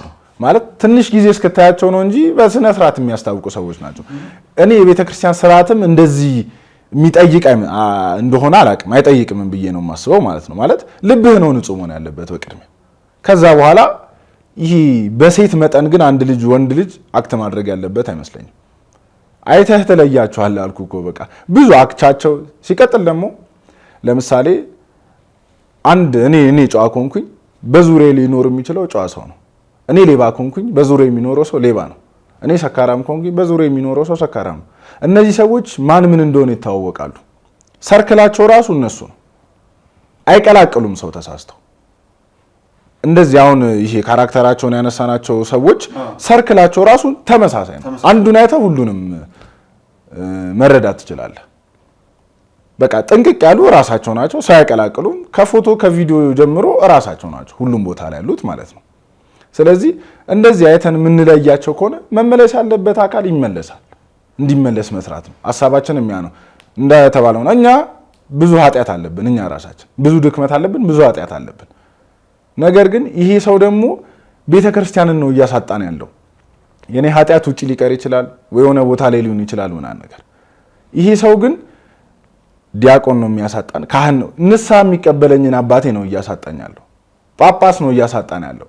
ሂደቱ በዚሁ ከቀጠለ እንግዲህ መጨረሻ ላይ ምን አይነት ጳጳስ እንደሚኖረን፣ ምን አይነት ካህን እንደሚኖረን፣ ምን አይነት ዲያቆን እንደሚኖረን ማሰብ ነው። ሴት ዲያቆን ማለት ነው በቃ ሊኖር የሚችለው ገባ። እንዴትም ሆኖ አእምሮ ሊቀበለው አይችልም። ስለዚህ ይሄንን ነገር ከሚባለው በላይ ሌላ አጀንዳ ሊኖረን አይገባም። ከዚህ የበለጠ አጀንዳ ሊኖራት አይገባም ቤተክርስቲያን። የምዕመን መገደልና ይሄ የግብረ ሰዶም ጉዳይ ከዚህ በላይ አጀንዳ ሊኖረን አይገባም። መዘረፍ ምናምን ነገር ቅጥሩ ላይ ብዙ ችግር ሊኖር ይችላል። ከዚህ የበለጠ ግን አይደለም። በቃ ይሄንን አድምተን መነጋገር በደንብ አለብን። ሴት እህቶቻችን በጣም እያስገረሙን ነው። በዚህ ላይ አፍ አውጥተው እስኪናገሩ ድረስ ሴት አትሁን ብለው ይናገሯቸዋል። የእውነቴን ነው ማለቴ በቃ እንደ ወንድ ሁን ብለው በየደብሩ ያሉ እህቶች የሚያደርጉትን ተጋድሎ ደግሞ በዛው ልክ ማንሳት እና ማወደስ የሚጠበቅብናል። ሁለተኛ ይሄንን ነገር በቤተክርስቲያን አባቶች መፍረድ ያለብንና የሌለብን መንገድ አለ። ለምሳሌ በሶስት እንክፈላቸው። አባቶች በፍጹም ከአያት ቅድመ አያቶቻቸው ተቀብለው የመጡትን እምነትና የክህነት ስርዓትን አክብረው በክህነት የቆዩ ካህናት ነገር ሲሰሙ፣ ምክንያቱም አያውቁትም ጭራሽ ወላዲተ አምላክ ብለው ነው የሚሄዱት። ሁለተኛዎቹ ደግሞ በዓለም ልክ እንዳሉ ሰዎች ይሄ ነገር የትም አይደርስም፣ ግድ የለም አታንሱ፣ የቤተ ክርስቲያን ስሟ ይጠፋል ይነሳል የሚሉ አሉ በሁለተኝነት ደረጃ። በሶስተኛነት ደግሞ እንዲሁ የነዚህ ተባባሪ ሰልጥነው የቤተ ክርስቲያንን ቁልፍ ቦታ የያዙ የመምሪያ ኃላፊዎች፣ ቤተ ክህነት ላይ ያሉ ሰዎች፣ በሀገረ ስብከት ያሉ እላይም አለ፣ ምንም ጥርጥር የለውም። አሁን ይሄ ስለ ቤተ ክርስቲያን ጉዳይ በደንብ መወራራት ስላለብን አንድ መጥፎ ነገሩ ምን እንደሆነ ታውቃለህ? ማንም አያቀኝም መባሉ ነው። አትሊስት እግዚአብሔር ያውቃል። እግዚአብሔር ደግሞ ሰው ተመስሎ ነው የሚመጣው። ክፉ ነገርን ለሰው እንድታቅ ያደርጋል። ገባ? በቀሚስ አትሸፈንም። እግዚአብሔር ያውቃል ያንተን ድካም። እንድትመለስ ሲፈልግልህ እግዚአብሔር የሚልከው ሰው ነው። ደግሞ እንዳጋጣሚ እናንተና መሰሎቻችሁን አዲስ አበባ ላይ በአብዛኛው ማን ምን እንደሆነ አሁን እናውቀዋለን። ተመለሱ ነው እያልን ያለን። ተመለሱ ነው፣ ሌላ ነገር አይደለም። ይሄ ኢንተርቪው እንደ ሌላው ኢንተርቪው አይደለም። ክቡራን ተመልካቾቻችን በዚህ ጉዳይ ላይ ሀገረ ስብከቱ ምን ይላል ብለን የአዲስ አበባን ሀገረ ስብከትና ራሳቸው ብፁዕ አቡነ ሕርያቆስን ምላሽ እንፈልጋለን። ቢሮክራሲ እንዳታሳዩ፣ ይሄ የቤተክርስቲያን ሕልውና ስለሆነ ቢሮክራሲ አንፈልግም። ከነዚህ ወጣት ጋር መነጋገር አለባችሁ። የአዲስ አበባ ሀገረ ስብከት ስራ አስኪያጅ፣ የአዲስ አበባ ሀገረ ስብከት ሊቀ ጳጳስ ብፁዕ አባታችን ቡራኬው ይድረሰን ብፁዕ አቡነ ሕርያቆስ እኛ ቀጠሮ ይዘን እንመጣለን። እኛ ቀጠሯችን ግን ባይሰማ ልጆቼ ብለው እንዲጠሩን እንፈልጋለን። ከአዲስ አበባ ሀገረ ስብከት ስራ አስኪያጅ ወይም ከሊቀ ጳጳሱ የተወያየነው ውይይት በዚህ ሚዲያ ላይ ባይቀርብ በእኛ ድካም አይደለም፣ በሀገረ ስብከቱ እንደሆነ ተመልካቾች እዩልን። እኛ ዝግጁ ስለሆነ እኛም ጥሪ እናቀርባለን። ግን ባናቀርብ እንኳን ያውቁታል አድራሻችን። ምክንያቱም ሊቀ ጳጳሱ ጋር ወይም ስራ አስኪያጁ ጋር ላንደርስ ችለን ሊሆን ይችላል። ልጆቼ ብላችሁ ጠርታችሁ አወያዩን። ካላወያዩን ግን በሀገረ ስብከቱ ችግር እንደሆነ ይታወቅልን። ምክንያቱም ገፍተን መሄድ ያለብን ጊዜ ነው። እንደ ማስታወቂያ የሙታንሳን ማስታወቂያ ከፊት እንደምናደርገው ይሄንን አድርገን አነሳስታን ካምፔን አስጀምረን ቤተክርስቲያናችንን እናጸዳለን። ሀገረ ስብከቱ ከኛ ጋር ይሆናል ብዬ አስባለሁ። ሁሉም ደግሞ የምናጠራውም ይሆናል። አሁን አንተፋፈርም፣ ከዚህ በኋላ አንተፋፈርም። አይደለም የለም አይደል? በእውነት እስቲ አንዴን ዘምር ለቃል ኪዳኑ የምሬ ነው። ቤተክርስቲያን አንተውም ከቶ እንድገመው ክርስቲያንን አንተውም ከቶ የሰጠንን አምላክ በደሙ መስርቶ የሰጠንን ጌታ በመስቀሉ ሞቶ የአምላካችንን ቤት አንተውም ከቶ ቤተ ክርስቲያንን አንተውም ከቶ የሰጠንን አምላክ በደሙ መስርቶ የሰጠንን ጌታ በመስቀሉ ሞቶ የአምላካችንን ቤት አንተውም ከቶ። የአምላካችሁን ቤት የማትተዉ አገልጋዮች፣ የአምላካችሁን ቤት የማትተዉ ምእመናን እግዚአብሔርን የምሬን ነው የምለው። ስለዚህ ሰንበት ተማሪ የለም፣ ዲያቆን የለም፣ ካህን የለም፣ ደብተራ የለም፣ አስተዳዳሪ የለም፣ ቆሞስ የለም፣ የቤተ ክህነት ስራ አስኪያጅ የለም፣ ጳጳስ የለም። ለቤተ ክርስቲያን የማይጠቅም ላይ ካለ እንዲመለሱ እናሳስባለን። በቻልነው ልክ እንዲመለሱ፣ ተመልሰው ደግሞ ሊመለሱ የፈለጉትን ሊያስተናግዱ ይገባል። ካልሆነ ግን ፊታችን ሆነው እንቅፋት የሚሆኑ ካሉ እናጋልጣለን ማለት ነው። የሚገርመው በዚህ ሀገረ ስብከት ውስጥ ቅጥረኛ ናቸው እነዚህ ሰዎች። አሁንም ቀጣሪው ማን እንደሆነ እንገልጣለን። አሁን ከዚህ በኋላ ምንድን ነው የምናደርገው? አንድ ሰው በዚህ የተጠረጠረ ከሆነ ተመለስ ብለን ጊዜ እንሰጠዋለን፣ እንዲመለስ ከካህን ጋር እንዲገናኝ። ያ ጊዜ ካበቃ ለደብሩ አስተዳዳሪ፣ ጸሐፊ፣ ከዛ በኋላ ቅጥር የሚፈጽመው ማን ነው? ሀገረ ስብከቱ። እናሳውቃለን። እምቢ ብለው ግን ሀገረ ስብከቱ፣ ጸሐፊው ወይም ደግሞ አለቃው በስራ ላይ ካዋሏቸው የጸሐፊውን፣ የአለቃውን፣ የሀገረ ስብከቱን የቀጠረውን ኃላፊዎች ስም በሚዲያ በስም ማጥፋት ነው አይደል ቢሉ 1000 ጊዜ እንከሰስ። ነጋሽ ቢከሰስ ብሬ አለ፣ ብሬ ቢከሰስ እሱ እንሄዳለን። በዚያ ያቆሙን እንገልጠዋለን። አስፈላጊም ከሆነ እንደነሱ ሳይሆን ሌላ ስልት አለ፣ እንሄድበታለን። ለምእመናኖቻችንን እያሳወቅን እንሄዳለን። አሁን ቤተክርስቲያንን የመጠበቅ የምእመናን ኃላፊነት የመንግስት አይደለም። ለመንግስት አሳልፎ መስጠት ይቻላል። በጣም በሚገርም ሁኔታ ነገር ቅድም አንስታችሁታል። በጣም የሰዎችን ባህሪ ማለት ነው በጣም ተቀራራቢ ነው። ቤተክርስቲያን እንደው ጽዱ ሰው ትጠላለች ማለት አይደለም። ቅድም ያነሳ ነው ሀሳብ እንደው ከመጽዳት ያለፈ ሂደት ይሄዳሉ። ቅድም እንዳለው የትልቁ የዲያቆን ደሞዝ 20 እና 25 ሺህ ብር ነው። አንድ ጊዜ የሚቀቡ ሽቶ 100 እና 150 ሺህ ብር ነው። በዚህ መጠን ነው የሚሄደው። ሰው ምናልባት በሰሚ የምናወራ መስሎ ሊሰማው ይችል ይሆናል። እንደው ሰምተን ከሌኮ ነው የሚባል ነገር ሰምተን እሱን እያወራን ሊመስለው የሚችል ሰው አለ። ከዛ በጣም የራቀ ነገር ነው። ክርና መርፌ ለመሆን ክፍል ውስጥ ሲገቡ ነው የምንይዛቸው አይደለ? ክፍል ውስጥ ሲገቡ ይሄ ማለት በቴክስት በሁሉን ነገር ተከታትለን ክርና መርፌ ለመሆን ተቀጣጥረው ክፍል ውስጥ ሲገቡ ነው የምንይዛቸው። በዛ ግብር እንግዲህ አንተም ታየዋለህ። እነ ቴዲ ጋር ነው እንግዲህ መረጃ አሁን የቴዶን እንዳታስረሱ ይመጣሉ። መረጃ እንግዲህ እዚህ ብቻ መሆኑ አደጋ ስለሚሆን ግድ መበታተን ስላለበት መረጃ ወደዛ ሄዷል። በዚህ መጠን ነው የተያዙት። ይሄ ማለት ሊቀ ዲያቆን ይዘናል፣ ክርና መርፌ ሊሆን ሲገባ ማለት ነው። ይሄ ማለት አንተ እንግዲህ ባለማዊው አንድ ሰው ከአንድ ሰው ጋር በግብር ለመገናኘት ወደ አንድ ክፍል የሚገባው ረጅም ሂደቶች አሉት።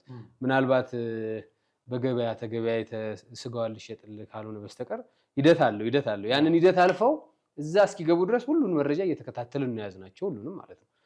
ጸሐፊ ቅድም እንዳልከው ይዘናል፣ አለቃ ይዘናል። ጉልበቱን ስንስመው የነበረው አለቃ ከአንድ ወጠጤ ጋር እንደዚህ ያለ ያረግ ሲገባ ይዘናል። ጸሐፊ ይዘናል፣ ሊቀ ዲያቆን ይዘናል፣ ቁጥጥር ይዘናል፣ ዘማሪ ይዘናል፣ ሰባኪ ይዘናል።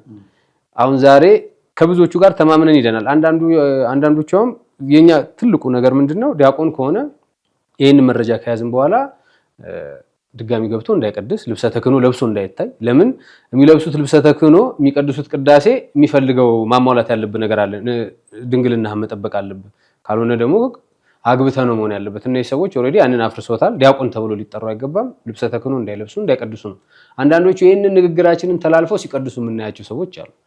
እንግዲህ ተሯሩጠን በጣም ስሜታዊ በመሆን ወደ ሚዲያ አላወጣናቸውም። ለነሱ የበዛውን ማስጠንቀቂያ እንዲሆን አንድ እሱ ነው።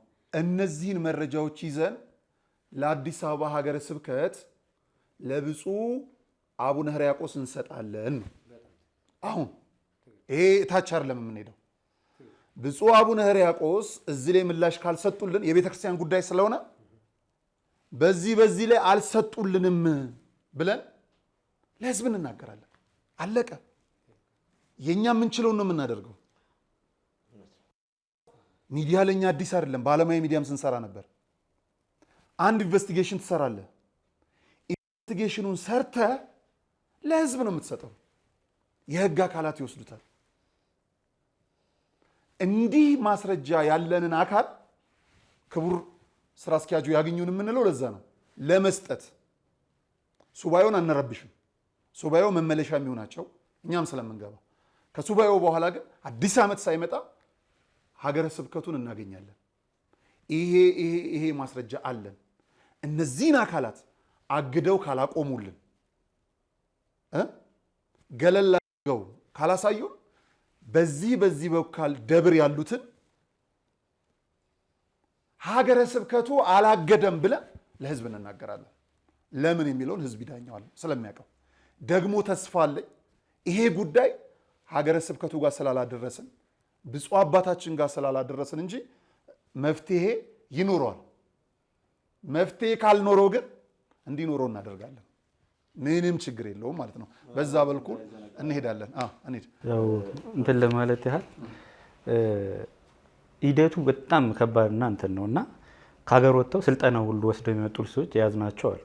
ይህን ግብር ሰልጥነው ቤተክርስቲያን ውስጥ ለማስፋፋት በዛው መስመር ላይ ደግሞ እርዳታ ከውጭ በየትኛው መንገድ እንደሚያገኙ በደንብ አንደርስበትም። የገንዘብ እርዳታ ከፍተኛ እንዳለና ያንን የሚያደርጉ ልጆች አሉ። ያው ሰንበት ትምህርት ቤቶችም ነቃ ብለው ነገሮችን እንዲያዩ ስለፈለኩ ነው። ከዛ በደንብ መታየት ያለበት ደግሞ ጽጌ ማህሌት አዳር ላይ የእውነት በሚያሳዝን ሁኔታ ወንድ ልጅ ዓለማዊ ወንድ ልጅ ያው አበባ ለሚስቱ እንደሚሰጥ ሁሉ በየማህሌቱና እንትኑ ላይ ቀይ አበባ እየተሰጣጡ እየጠራሩ የሚወጡ የያዝናቸው ብዙ አገልጋዮች አሉ። ብዙ ጊዜ ጽጌ ላይ እኛ አንተኛም። ያው ማህሌት መቆም ሲገባን እኛ በየደብሩ እየዞርን እነሱን ነው የምናሳድው። በየደብሩ እንደዚህ አይነት እንትን ያላቸው ሰዎች አሉ። ስለዚህ ሰንበት ትምህርት ቤቶችም ወይ ደግሞ ምዕመናኑም ትኩረት ሊያደርግባቸው የሚገባቸው ነገሮች እነዚህ ናቸው። በደንብ አድርጎ ቢያይ እነዚህ ቦታ ላይ መጣን ሄዳ መጨመር እዚህ ላይ ወንዶች ብቻ አይደሉም እዚህ ውስጥ ያሉት፣ የነሱ ተባባሪ ሴቶች አሉ። የወንዶቹ ግብረ ሰዶሞች ተባባሪ ሴቶች አሉ። አቀናባሪ ናቸው። ለምሳሌ አንድ ጭፈራ ቤት ሙሉ ያዘጋሉ። ሴቷ ትወጣለች፣ ትገባለች። ከዚህ ፊት ሄዶ ተናግሮ ተዘግቶ ነበር ወደ ላይ ሰፈር። ሴቶች 3-4 አውቀው ይወጣሉ፣ ይገባሉ። ወንዶች ናቸው ግን ውስጥ ስራው የሚሰሩት። ሴቶቹ ገንዘብ ተከፋዮች ናቸው። እንደዚሁም ደግሞ በየመጠጥ ቤቱ እንደማባበል አድርጎ አንተ ስትገባ እሷ ትወጣለች፣ ሌላ ወንዶች ገብቶ ይጫወቱብሃል። ርቀታቸው ከፍተኛ ነው። ስለዚህ ወንዶች ብቻ እኛ የምናውቃቸው ሴቶችም አሉ፣ የምናውቃቸው አቅራቢ ሆኑ ማለት ልክ እንደ ሴት እንደምታማልል የትኛው ነው ቆንጆ ወንድ ብለው ተከታትለው ያጠቁታል፣ ያጠምዱታል፣ ዙሪያውን ይከቡታል። ዙሪያው ማለት ነው። ልክ እንዴት አድርጌ ልንገር፣ አንዱ የሚናገረውማ ስለ ወንድ እንደሚያወራው ራሱ አትጠራጥራለህ። ወይ እንዴት እንደሚያወራ ይላል። ወንዱን እኮ ረድቷል። ስለዚህ ምን እንደሚነኩ አልገባኝም። የማይገባኝ ነገር እሱ ምኑ እንደሚያስደስታቸው ራሱ እኔ ያው የሚታየኝ ነገር ራሱ እንዴት እንደሆነ አላውቅም። እዚህ ሴቶች አሉ፣ የራሳቸው ጭፈራ ቤት አለ። ቅድም እንዳለው የሚገናኙበት ቀን አላቸው። ልክ እንደ ባዕድ አምልኮ ማለት ነው። ቀናቶች አላቸው። ስለዚህ እነዚህ ነገሮች እንደ ቸልተኝነት የሚያይ ህዝብ ካለ በደንብ ሌላው ደግሞ በኢኮኖሚ ራሳቸውን እየቻሉ ነው። በጣም የሚያስገርመው የተለያዩ አላቸው። እንትን ይሄ ምንድነው ማፏገሪያ ነጠላ ቤትን በለው ምን በለው አሏቸው። ስለዚህ በደንብ መደረግ መቻል አለበት። አንዱ ከአንዱ እንትን የሚልና ይሄ ራስን መደበቂያ የትውልድ ጉዳይ ስለሆነ ነው። የማንም ጥላቻ የለብንም። ዛሬ እርግፍ አድርገው ቢተውት እርግፍ አድርገን እንተዋዋለን። ሌላ ምንም የሆነ በዚህ ጉዳት ውስጥ የሚመጣውን ለመካፈል ካልሆነ በቀር ሌላ ምንም እንትን የለንም፣ ምንም ማለት ነው ምንም። ስለዚህ እንዲህ አይነት ነገሮች መደረግ መቻል አለባቸው። ወደ ማጠቃለያችን እንቅረብና በክፍል 2 በክፍል 3 እንሄዳለን። ዋናው ነገር የነበረውን እውነት ለህዝቡ ማሳወቅ፣ ከዛ እየሄድን እንዳለ በዓለም ያሉ ህዝቦች እንዲያውቁ እርስ በርሱ ኮንታክት እንዲደረግ ከሆነ ለነፃ አገልግሎት ስለሆነ ከእናንተ ጋራም ተደርጎ ህዝቡ በየደብሩ ዘብ እንዲቆም ነው ዋናው ዓላማ። ከዛ አላወቅንም ሰማንም እንዳይባል ለጠቅላይ ቤተ ክህነቱ ለሀገረ ስብከቱ ማሳወቅ ነው። እንደ አጋጣሚ ሆኖ ሳይሰሙ የማያድሩት ሚዲያ ስለሆነ ይሰሙታል። ምንም ጥርጥር የለውም። ይሄ ጆሮ ካልተደፈነ በቀር ይሰሙታል። ተመልካች እንኳን ባይኖረው 1000 ሰው እንኳን ቢመለከተው በእርግጠኝነት 300 ወይ 400 ሰው የሚመለከተው የቤተ ክህነት ሰው ነው። ይሰሙዋል ማለት ነው። ደርሷቸዋል። ምንም ወደኋላ እንዳትሉ። እኛ ከኛ የሚጠበቀውን ብቻ እየሰጠን መሄድ ነው።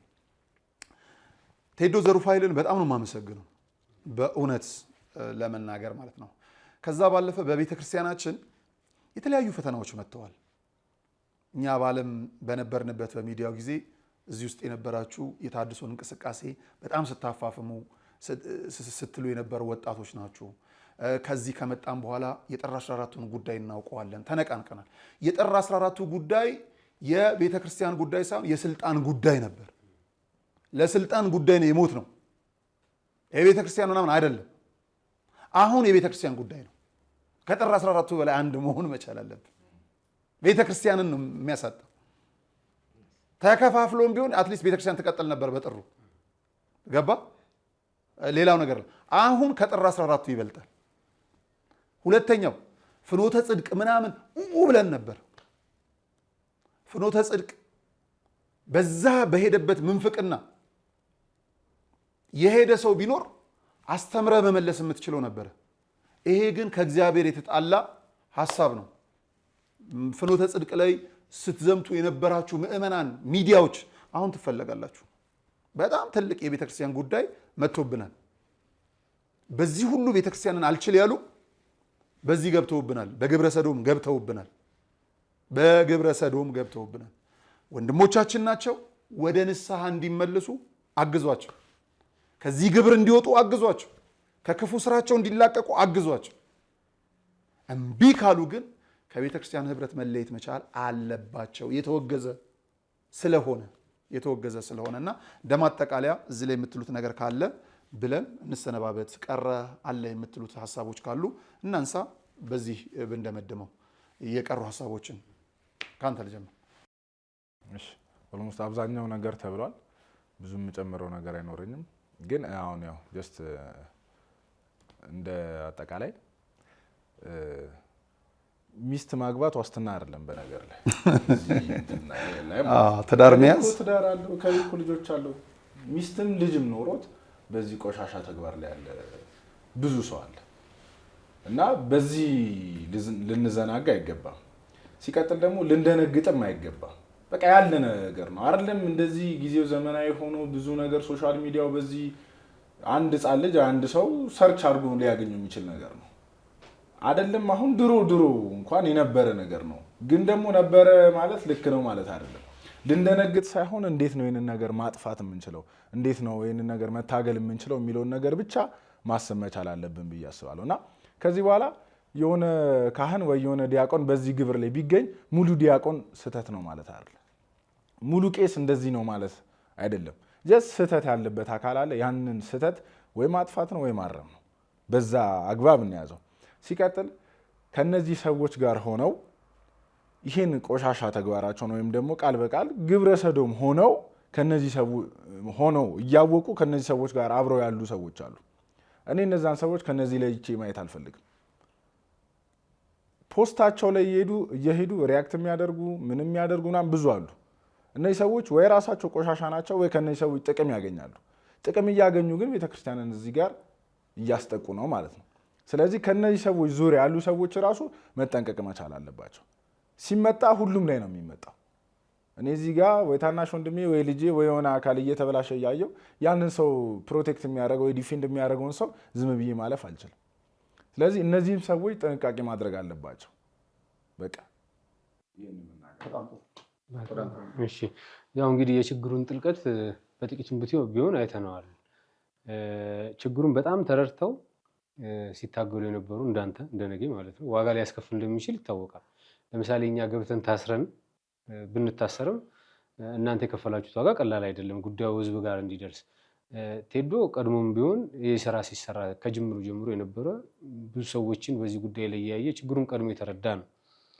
እናንተ በሄዳችሁበት ልክ የእሱን ሩቡን እንኳን መራመድ ያልፈለጉ ሰዎች አሉ። የቤተክርስቲያን ችግር ሳይሆን ከዚህ በፊት የሚያነቃንቃቸው የቤተክርስቲያን ችግር ሳይሆን ምናልባት በችግሩ ዙሪያ እነሱ ገነው ወይም ደግሞ ጎልቶ ለመታየት ከመፈለግ አንጻር እንደሆነ ያስረዳል። ለምን አካውንት የሚያዘጋ ወይም ደግሞ ትንሽ ዋጋ የሚያስከፍል ነገር ሲሆን ወደኋላ ከቀረህ ያው ችግር ያለው አንተ የትግል አካሄድ ላይ ችግር አለው ማለት ነው። እና እንደው ቤተክርስቲያንን የሚወድ በጠቅላላ ይሄ ችግር ከዚህ በፊት ከነበሩት ቅድም ብለዋል አንተም ከዚህ በፊት ከነበሩት ችግሮች ትንሽ ከፍ ያለ ችግር ነው። ለምን ቤተክርስቲያን እንደ ቤተክርስቲያንነቷ ስርዓቷን ጠብቃ መስመሯን ይዛ ጌታን በመስበክ እንዳትቀጥል የሚያደርግ በጣም ወደኋላ የሚያዘገኝ ከዚህ ሌላ ዓለም ላይ የምናየው አይነት ነገር ነው። እንግዲህ ሄደን በተክሊል ወይም ደግሞ በስርዓተ ቁርባን ቤተክርስቲያን ውስጥ ወንድና ወንድ ልናጋባ ነው ማለት ነው። አካሄዳቸው በቃ ይሄ መጨረሻው ሊሆን የሚችለው ነው። እና ይህንን ችግሩን አሁን ተረድቶ እንቅስቃሴው ላይ ሁሉም ሰው ተረክቦን ከኛ የተሻለ የመምራት ነገሮችን የማስተባበር እና ዳር የማድረስ አቅም ያለው ሰው ጉዳዩን እንደው ብንሰጠውና እንቅስቃሴውን ቢያደርግ የመረጃ እጥረት እውነት እንደ የቤተክርስቲያን አምላክ ይፋረድን ነው የምለው። የቤተክርስቲያን የመረጃ እጥረት ፍጹም የለንም። እኛ በምንናገረው ነገር ቤተክርስቲያን ትሰደባለች ከሚል በጣም ስጋት አለን። በጣም የሚያሳዝን ነገር ብዙ ነገር ይዘህ መረጃ ይዘህ ብዙ ነገር ይዘህ መረጃ ያስክበት ሰውዬ አንተን ሲናገር እሱ እንዲህ እኮ ነው ብለህ ለማውጣት በቃ እኛ በጣም ታስረን ያለን። ለምን የእሱን ስም ስናነሳ የምናነሳው የቤተክርስቲያንን ስም አብሮ ይሆናልና የምትለጥፈው ፎቶ ልብሰ ተክህኖ ለብሶ ይሆናል እና እኛ በጣም ስጋት ያዘን። አይ ዞሮ ሰራተኛ መሆኑን አትዘንጋ። ሰውዬ ቤተክርስቲያን ደሞዝ የምትከፍለው ሰራተኛ ነው። ይሄ እንዳይረሳ ማለት 2 ወር ደሞዙ ቢቋረጥ አይመጣም። አገልግሎት እሷን መርሳት የለብንም። ትልቁ ክርክራችን የነበረው ከነ ቴዶ ጋር ምንድነው እነሱ ሁኔታውን ያውቁታልና ይሄ ነገር ለአደባባይ በቃ ህዝብ ይፍረደው፣ ቤተክርስቲያን ተወቀው፣ ምዕመኑ ገፍቶ ያውጣው፣ እኛ አንችለውም የሚል ነገር ያነሱ ነበር። ኧረ ቆይ በድምጽ ብልጫ እየደፈቅን ነው ያዝናቸው። አይ እነ ቴዶ ነው የሚደግፈው። ይሄ የለበሱት ካባ ምንም እንደ ዩኒፎርም ነው የሚያዩት እኮ እነሱ እንደ ክህነት ልብስ አይደለም። ገባ እንደ ቱታ ምናምን ነው የሚያዩት። ይሄ ጋራጅ ሰራተኛ ገብቶ ቱታ አይደለም የሚለብሰው። እኔ ሚዲያ ላይ ሲቀርብ ሱፍ ነው የምለብሰው። ገባላ እንደዛ ነው የሚያዩት። ክብረ ክህነትን የጠበቁ የአባቶቻችንን ክብርማ እናስነካም። ገባ ሳይመቻቸው ማለት ዓለም ሳይመቻቸው ከተመቸው በላይ የሚኖሩ በጸጋ የሚኖሩ አባቶችን ክብርማ እናስነካም። አሁን በቃ ኦሬዲ እዛ ደረጃ ነው ተቀብለናል ያንን ሐሳብና ሁሉም ሰው ከጎን ቆሞ አጠገቡ ያለውን አካባቢ ያለውን በነገራችን ላይ በጣም የሚያስገርም ነገር ቲክቶካቸውን ገብተህ ስታየው አንተ ለሚስት ለባለቤት ቀንን እየመረጥክ ታከብራለህ። ለምሳሌ አንቨርሰሪ ልትል ትችላለህ፣ ልደቷን ሊሆን ይችላል ምናምንና እነሱ ልደት የሚያከብሩበትን አንድ ወንድ ለአንድ ወንድ ልደት የሚያከብርበትን መንገድ ዝም ብለህ ስታየው በጣም ትደነግጣለህ። ለብቻቸው ዲያቆናት ማለት ነው ለብቻቸው 4-5 ነው ቤት ተከራይተው ይኖራሉ። በዛ ውስጥ የሚያደርጉትን ነገር በጣም ትደነግጣለህ። እየተከታተልን እኛ በዛ በቃ የሚሆነውን ነገር እናያለን። ወንዶች አይደለን ከሴት ጋር የሚሆነውን ነገር ስለምናውቅ ልደታም ካከበርክላ ስጦታ ከሰጣት በኋላ ቀጣይ የሚሆነውን ነገር ትጠብቃለህ። የእነሱን ቪዲዮ ስናይ ሂደቱን ስለምናውቀው እና በጣም በቃ ስናዝኑ አሁን በቅቶናል። በዚህ ሂደት ውስጥ የሚሳተፉ ሰዎች ከተራ ዲያቆናት እስከ ትልልቅ የቤተ ክህነት ሰዎች ሲጠሯቸው እነሱ ብቻ ሲጠሯቸው የሚመጡ ሁሉ አሉ። አሁን በደንብ ነው መሄድ ያለብን። እኔ መተፋፈር የለብንም። ሰርግም ርቃትም ሽማግሌ ምንም እነሱ ካልጠሯቸው የማይመጡ አሉ። አሁን በቃ እንተነፍሳለን። እስካሁኑ በቅቶናል። ባለማወቅ አይደለም ይሆናል በሚል ነው። ከዚህ በኋላ ግን ምንም ሞት ለሁሉም የማይቀር ነው። የዛሬ 2 ዓመት ቅድስና ሞት ግን እንሞታለን። የዛሬ 2 ዓመት ኪዳነ ምሕረት ከቤተክርስቲያኑ ሰው አስወጥተው ያው ገዳም ግቢ ያስገብተውታል ሱባኤተኛውንና እንደተያዘ ታስታውሳላችሁ። ነቄሴ የነበሩበት ጉዳይ ነቄሴ ይዘዋቸው ፖሊስ ጣቢያ ወስደው ታስረው ነው የተለቀቁት። እና ሱባኤውን ይጠቀሙታል። ቅድም ጽጌውን ብሏል። ሱባኤውን ይጠቀሙታል በደንብ አድርገው ተቀጣጥረው ለነዚህ ሰዎች ብቻ እነሱ የሚበዙበት ገዳም አለ ለሱባኤ የሚሄዱበት ማለት ነው። እና እነዚህ ሁሉ ነገሮች ተሰብስበው ቢታይ መጥፎ ነገሩ እኛም እንሄዳለን እነሱ ያሉበት እግር በእግር ስለሆነ ማለት ነው። እሳቸው ያሳርጉ ነው እርሶ ያሳርጉ። እሺ ያው እኔ ምናልባት ተረሳ ብዬ የማስበው ነገር 2 ትልልቅ ማህበራት አሉ። ይህን ግብር በስነ ስርዓት እየደገፉና እንደ መገናኛ እንደ መቀጣጠሪያ ሆነው እየሰሩ ያሉ ማህበራት አሉ። አሁን ለጊዜው ያው በመረጃና በማስረጃ ሙሉ ለሙሉ በቅርብ ቀን የማህበራቱን ፋይል እናወጣለን። ምክንያቱም ሞክረናል፣ ልንመክር ሞክረናል። እሱን ደግሞ ለማህበራት መምሪያ እናመለክትና እርምጃ ካልወሰዱ ያላፈረሰው ኃላፊ እነሱን የሚደግፍ እሱ ነው ብለን ነው የምንናገረው። በቃ ስለዚህ ያው በዛው ደግሞ ተያይዞ የተወሰኑ አካላት አሉ በስነ ስርዓት በሚያሳዝን ሁኔታ ወንድ ልጆችን ለትልቅ ባለሀብቶች የሚሸጡ በስነ ስርዓት ይሸጣሉ። አንድ የገንዘብ ምንጫቸው ከቤተክርስቲያን ትንንሽ ዲያቆናትን ትንንሽ ልጆችን እየወሰዱ ለሽያጭ የሚያቀርቡ ሆነ ብለው እንዲጠቁ የሚያደርጉ አካላት አሉ። ስለዚህ ጉዳዩ በጣም ሲሪየስ እና ሰፊ የሆነ ነገር ነው። እያንዳንዱ ሰው በጥልቀት ይህንን ነገር አይቶ ዳር የማያደርስ ከሆነ ይሄ በተወሰነ ሰው ትግል የተወሰነ ሰው ሩጫ የሚያቆመው ጉዳይ አይደለም። ስለዚህ ለመናገር ያህል እስከ ባለስልጣናት ድረስ የተወሰኑ ግለሰቦች ናቸው። ዞሮ ዞሮ ትልልቅ ባለሀብቶች ቤተክርስቲያንን እናገዝ እንርዳ በሚል ይቀርባሉ። ግን ዋናው ዓላማ እነዛ ሰዎች የሆቴልና የምናምን ባለቤቶች ናቸው። ለነሱ ብቻ ሆቴሉ እየዘጉላቸው ቅድም ብሬ ነክቶታል። ከኋላ አምልኮ ሁሉ አለው። ይሄ አሁን ክርስቲያን ብቻ ክርስቲያን ናቸው ምናምን አይደለም። አምልኮ አለው የምንልበት ምክንያት ሰኔ 30ን ቆጥረው ይገናኛሉ። ያን ቀን በስነ ስርዓት ትንሽ ልጆችን መስዋዕት የሚያደርጉበት ቀን ነው። መስከረም 1ን መስከረም 2ን ይጠቀሙት በስነ ስርዓት አንግሰውም ይሁን ሌሊት እንትን ብለው ብቻ ያን ግብር ለመፈጸም እነሱ ፕሮግራም አድርገው ልጆችን በዛን ቀን እንደ መስዋዕት የሚያቀርቡባቸው ቀኖች ናቸው። ስለዚህ ጉዳዩ ይሄ የግለሰብ ወይ እንትን ጉዳይ አይደለም። ሰፊ ሆነ ተብሎ ቤተክርስቲያንን ለማጥቃት ክህነቱን እያመከነ ነገ ከነገ ወዲያ ምንም አይነት አባት እንዳይኖረን አባት አለመኖር ብቻ ሳይሆን እምነት እንድናጣ በአባቶች ላይ እምነት እንድናጣ። ምክንያቱም አሁን ይህን ስንናገር የተወሰነ ሰው ብዙ ንጹህ አባቶች እያሉን ሁሉንም በዛ የሚያይ ሰው ሊኖር ይችላል። ያን አይነት አስተሳሰብ እንዲኖረን ነው እየተሰራብን ያለው። ክህነትን እንድናጣጥል እንድንንቅ ነው። ስለዚህ ከዚህ ሀሳብ ሁላችንም ወጥተን የዚህ ግብር ያለ ኃጢአተኛውንና ንጹህን ሰው እየለየን ብንሄድ በጣም የተሻለ ነው ብዬ አስባለሁ። በጣም አመሰግናለሁ ብሬ። እሺ በመጀመሪያ አመሰግናለሁ ነጋሽ ሚዲያ፣ ነጋሽን ራሱ በጣም ከልብ አመሰግናለሁ። ብዙዎች ተደብቀው እንግዲህ ብዙ ሚዲያ ያላቸው ሰዎች አንገታቸው እንደው ጸጥ ያሉ ሰዎች አሉ። በጣም መግባባቸው ደውለው እንኳን ደህና ወጣ ያላለም ብዙ ነው። ስለምታሰሩ ሳይሆን ምን ያህል ፍራቻ ውስጥ እንዳሉ ይሁን ብቻ አላውቅም፣ ወይስ ደግሞ ሌላ ጊዜ የምናየው ጉዳይ ይሆናል። የኋላሸት ለነገሩ የነዚህ ሰዎች ስም የኋላሸት ነው። ነገርየው በቃ የኋላሸት ነው። ስለዚህ ምንድነው ማመስገን ያለብን አካላቶች አሉ።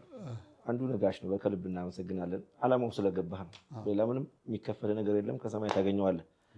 ቴዶ ዘሩፋይል ናቲያል የሆነ የሰማይቷ በጣም አልጠበቅኳቸው ልጆች ከወጣው በኋላ ነው ቲክቶክ። አሁን ወደ ኋላ እንደውም እያየሁ ነው አዲስ እየተላከልኝ ማለት ነው። ናቲያልና የሆነ የሰማይቷ በቃ አንድ ከቴዶ በኩል የነበሩ አካውንታቸው ላዘግቷል። ምናልባት ፎሎ አድርጓቸው እዛ ገብታችሁ በምትችሉ ሰዎች።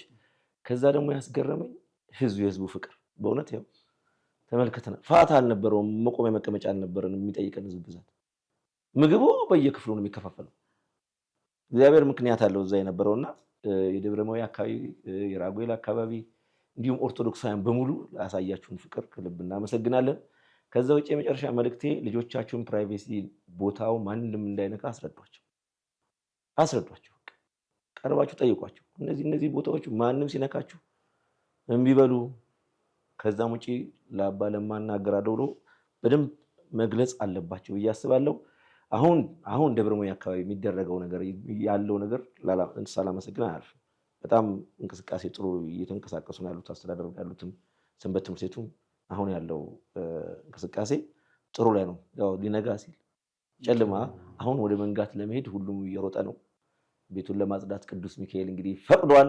ከኛ ተጀምሯል። በነገራችን ላይ ተሐድሶም ሲዋረድ ከኛ አካባቢ ነው። ከዚህ ከተክለ ሃይማኖት፣ ከአማኑኤል፣ ከራጉኤል፣ ሚካኤል እንደዚህ ዮሐንስ አካባቢ ማንም አይደፍረው። ትዝ ካለ ተሐድሶ መጀመሪያ ሲጀመር ተክለ ሃይማኖት ማነው ተመቶ ምናምን ተጀመረ በዛው ትዝ ካላችሁ። ልደታ ደግሞ የሆነ ምንፍቅና ላይ ተጀምሮ የመጀመሪያው ጊዜ እዛ ነው የተሰብረው የወጡት። እንዲህ እያለኛ አካባቢ ብዙ ጊዜ አይደፈርም። እዚያው ለመድፈር የሞከረ አካል በጣም ተዋርዶ እንደሚወጣ እናምናለን። ወደ ኋላ የለም። አንዴ ፊታችን ወጥቷል። በነገራችን ላይ እኛ ብቻ አይደለም በዚህ ግብር ያለ ነው። እኛ ዝም ብሎ እንደው አምስታችን እንድንታይ ከሰሰን እንጂ እልፍ ልነግር እኛ ደግሞ ማናቃቸው ደግሞ በዚህ ጉዳይ የሚሰሩ እየተደወለ እየተነገረኝ አለ። ማን ናቸው እንዲህ እያደረጉን ነው እንዲህ የሚሉ ሰዎች ደግሞ እየመጡ አናቃቸውም። በህቡ እየሰሩ ይሁን አላቅም፣ ብቻ ጥሩ ስራ የሚሰሩም ልጆች አሉ። ዋናው ይሄ እንደተገናኙ ነው ዓላማውና እነዚህ ክፉ ነገሮች ለምንድን ነው እዚህ ከሚካኤል ምናምን የጀመረው የሚለውን ነገር ራሱ መንገድ አለው። ዋና የሚባሉት የቤተክርስቲያን አካባቢ ያሉ ወጣቶችን ዝም ካሰኙ ሌላው አይከብዳቸው። ገባ? እንደ የካ ሚካኤል አይነቱ እንደ አማኑኤል ልክ እናንተ አዲሱ ሚካኤል እዚህ ምንድነው ተክለ ሃይማኖት ያው የጊዮርጊስ ልጆች አሉ፣ ልደትዬ አሉ፣ አየር ጤና አካባቢ የኪዳነ ምሕረት ወጣቶች በጣም ጠንካራ ወጣቶች የሚባሉበት ገባሃል አይደል? እንደነዚህ አይነት ወጣቶችን ነው ወገን መፈተሽ የሚፈለገው። እናንተም አላሳፈራችሁም፣ እግዚአብሔር ከእናንተ ጋር አለ። በሁሉም በቦታ ያላችሁ ደግሞ እግዚአብሔር አምላክ ይጠብቀን። ቤተክርስቲያናችንን መጠበቅ ያለብን ይሄ ነው። ነቅተን በጣም መጠበቅ መቻል ያለብን። ስለዚህ አባቶቻችንን የሚያሳቅቁ አባት ያልሆኑትን አውጥተን እንሰጣለን። ዲያቆናቶቻችንን የሚያሳቅቁ ከድቁና ግብር የረከሱትን እናሰጣለን።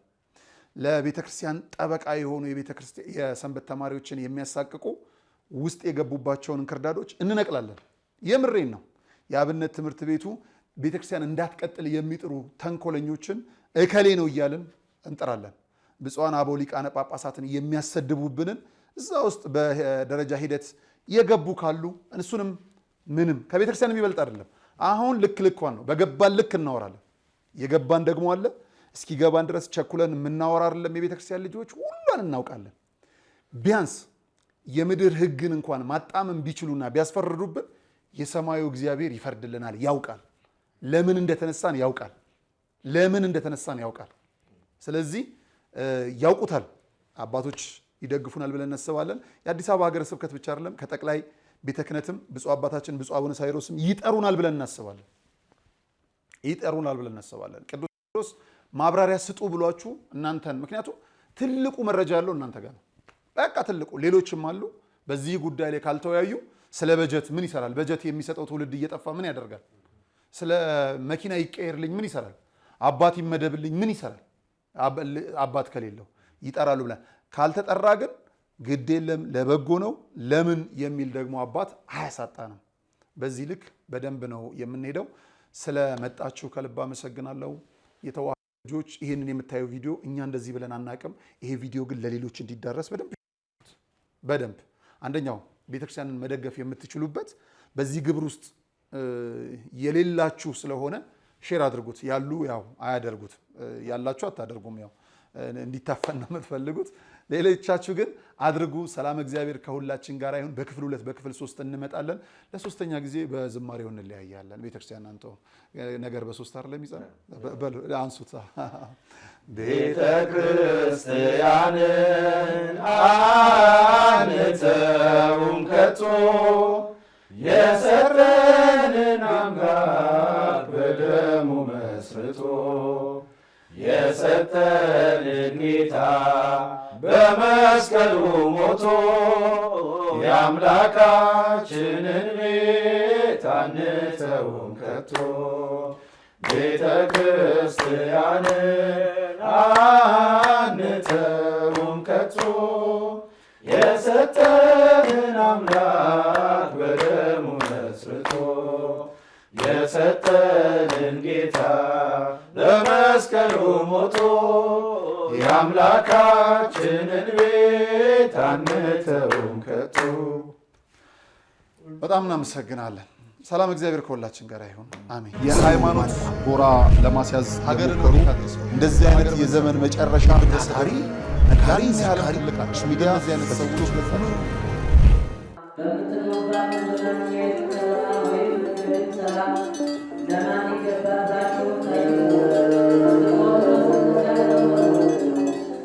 የሐዋርያቱን ጾም ማሳረጊያ በመብላት መጠጣት ብቻ እንዳናሳልፈው የእመቤታችንን ስደቷን መቀበያም ቢሆን ምጽዋት በመላክ ከሙት አንሳ ማር ቅዱስ ሚካኤል አንድነት ገዳም መነኮሳት ጋር አብረን ለምን በረከት አንካፈልም? የተዋህዶ ልጆች የገዳም አባቶቻችን ጩኸት ሊያበቃ ከችግራቸው ሊላቀቁ የጨለመው ሊነጋ ሲል ደግሞ ክረምቱ መጥቶ ገዳማውያኑን ፈትኖብናልና አባቶቻችንን ከክረምቱ ጎርፍና ፈተና ኑ እንታደጋቸው። ዛሬም እንደ ትላንቱ ለጥቂት ጊዜያት ብቻ የሚቆይ ድጋፎን ለሙት አንሳ ማር ቅዱስ ሚካኤል አንድነት ገዳም ይላኩ።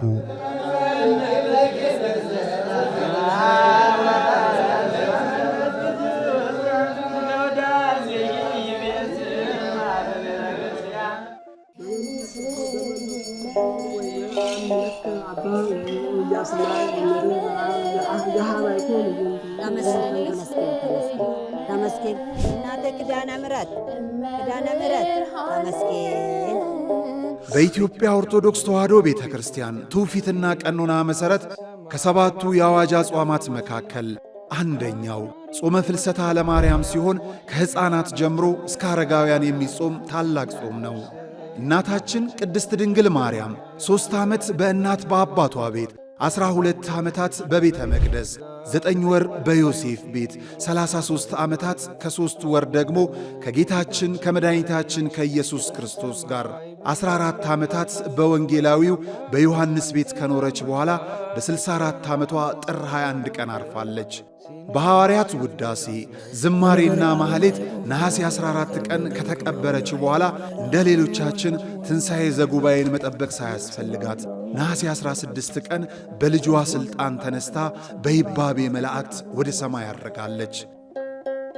በመከራ ላለው ሁኝለት መጽናኛ እንባውን አብሺው አይዘን ዳግመኛ ጉድለቱን ሙይለት በፈረሰው ቆመሽ ስለምታስምሪክ በልዩ ኪዳንሽ የእመቤታችንን ስደት በማሰብ ዛሬ እኛም ሱባኤ እንይዛለን። ቢለምኗት እጥፍ ከምትሰጥ ቢነግሯት ሰሚ ከሆነችው አንጎለላ ጽርሐ አርያም ሰሚነሽ ኪዳነ ምሕረት ገዳም ለምን የዘንድሮን ሱባኤ በዚያ አንቆይም? እንዳያስቡ በቂ የሱባኤተኞች ማረፊያ በገዳሟ ተሰናድቷል። 16ቱንም ቀናት በኪዳን በቅዳሴና በማታው የወንጌል መርሃ ግብር አሳልፈን ከፈዋሽ ጸበሏ ተጠምቀን ነሐሴ 16 ኪዳነ ምሕረትን አንግሰን ተባርከን እንመለሳለን። አደራ እንዳትቀሩብን። ለበለጠ መረጃ በገዳሟ የስልክ ቁጥሮች ይደውሉ። የእመቤታችን ምልጃና በረከቷ ከሁላችን ጋር ይሁን።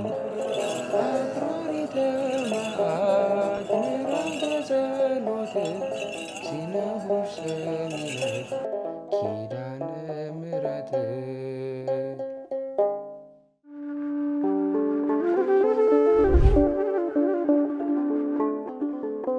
በዘመን ብዛት እርጅና ተጫጭኖት በሰው ማጣት መቅደሱ ለፈረሰው ጣጃ አቦ የገብረ መንፈስ ቅዱስ ማን ነው ቀድሞ የሚደርሰው? ምድሩ ለምለም ሀገሩ የጀግና ጦርነት ፈተነው እንጂ የማያውቅ ልመና። ዛሬ ግን አዛውንቶቹ ጉልበት ከርቷቸው ወጣቶቹ ግራ ገብቷቸው የአቡዬ ቤተ መቅደስ ሊፈርስ ተቃርቧልና ስለ አቡዬ ብላችሁ የጻድቁን ቤተ መቅደስ እንገንባ።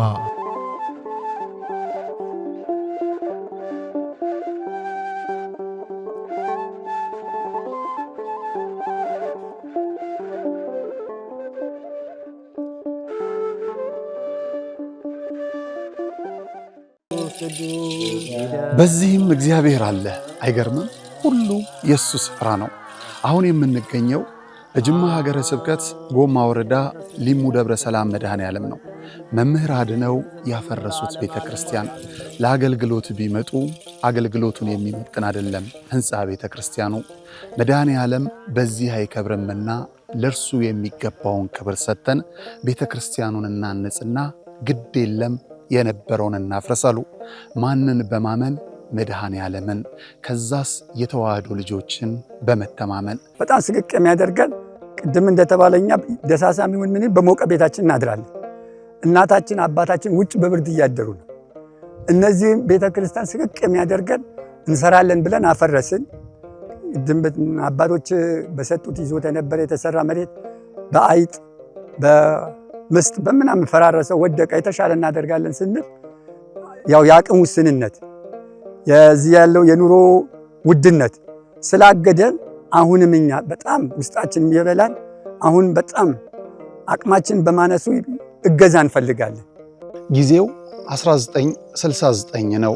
የሚባርከን ታቦት ያስፈልጋል ብለው በክርስትና የበረቱ የተዋህዶ ልጆች ህብረት ፈጥረው የሊሙ ሻይ ደብረ ሰላም መድኃኔ ዓለም ቤተ ክርስቲያንን ተከሉ። እነሆ በአገልግሎት ብዛት መሰረቱ ፈርሶ ጉልላቱ እንዲህ ወድቋል። ውሃ መሰረታዊ ነገር ነው። የአብነት ትምህርት ደግሞ ለቤተ ክርስቲያን መሰረታዊ ነገር ነው። ትክክል ነውና አሁን እነዚህ ልጆች እስካሁንም የተማሩትም አሁንም ያሉትን የሚያድሩበት የምታዩት ነው። መቃብር ቤት ነው የሚያድሩት። ያው አወራ ነው ገብታችሁ ብታዩት ምንም ጥርጥር የለውም። ይሄንን አወራ ነው። እዚያ ነው የሚማሩት። የሚያድሩበት አፈር ነው። ቢያንስ እንኳን መጠለያ አሁን ማታ ማታ እንደምታዩት በዚህ ዝናብ ይመጣል፣ ውሽንፍር ነው የሚመታቸው። ቁጭ ብለው የሚማሩበትን ትምህርት ቤት ቢሰራ እጅግ የተሻለ ነገር ነው። የተዋህዶ ልጆች በውጪም በውስጥም ያላችሁ ይህ ደብር ታላቅ የበረከት ስፍራ ነው። እመኑኝ፣ የሰራችሁት ይባረካል፣ የጠየቃችሁት ይመለሳል። የቦታው ተአምር በሰው ልጆች እጅ ሥራ አጥር የለውም። ባለቤቱ ግን በተፈጥሮ ጫካ ዙሪያውን አጥሮ ቤቱን ይጠብቃል። ቤቱ ደግሞ ፈርሶ የኛን በረከት ይጠባበቃል። የለመነው እንዲመለስ የጠፋብን እንዲገኝ የመድኃኔ ዓለምን ለመድኃኔ ዓለም እንስጥ። የሃይማኖት ጎራ ለማስያዝ ሀገር እንደዚህ አይነት የዘመን መጨረሻ ታሪ ነጋሪ ሲያለ ሚዲያ እንደዚህ አይነት ሰዎች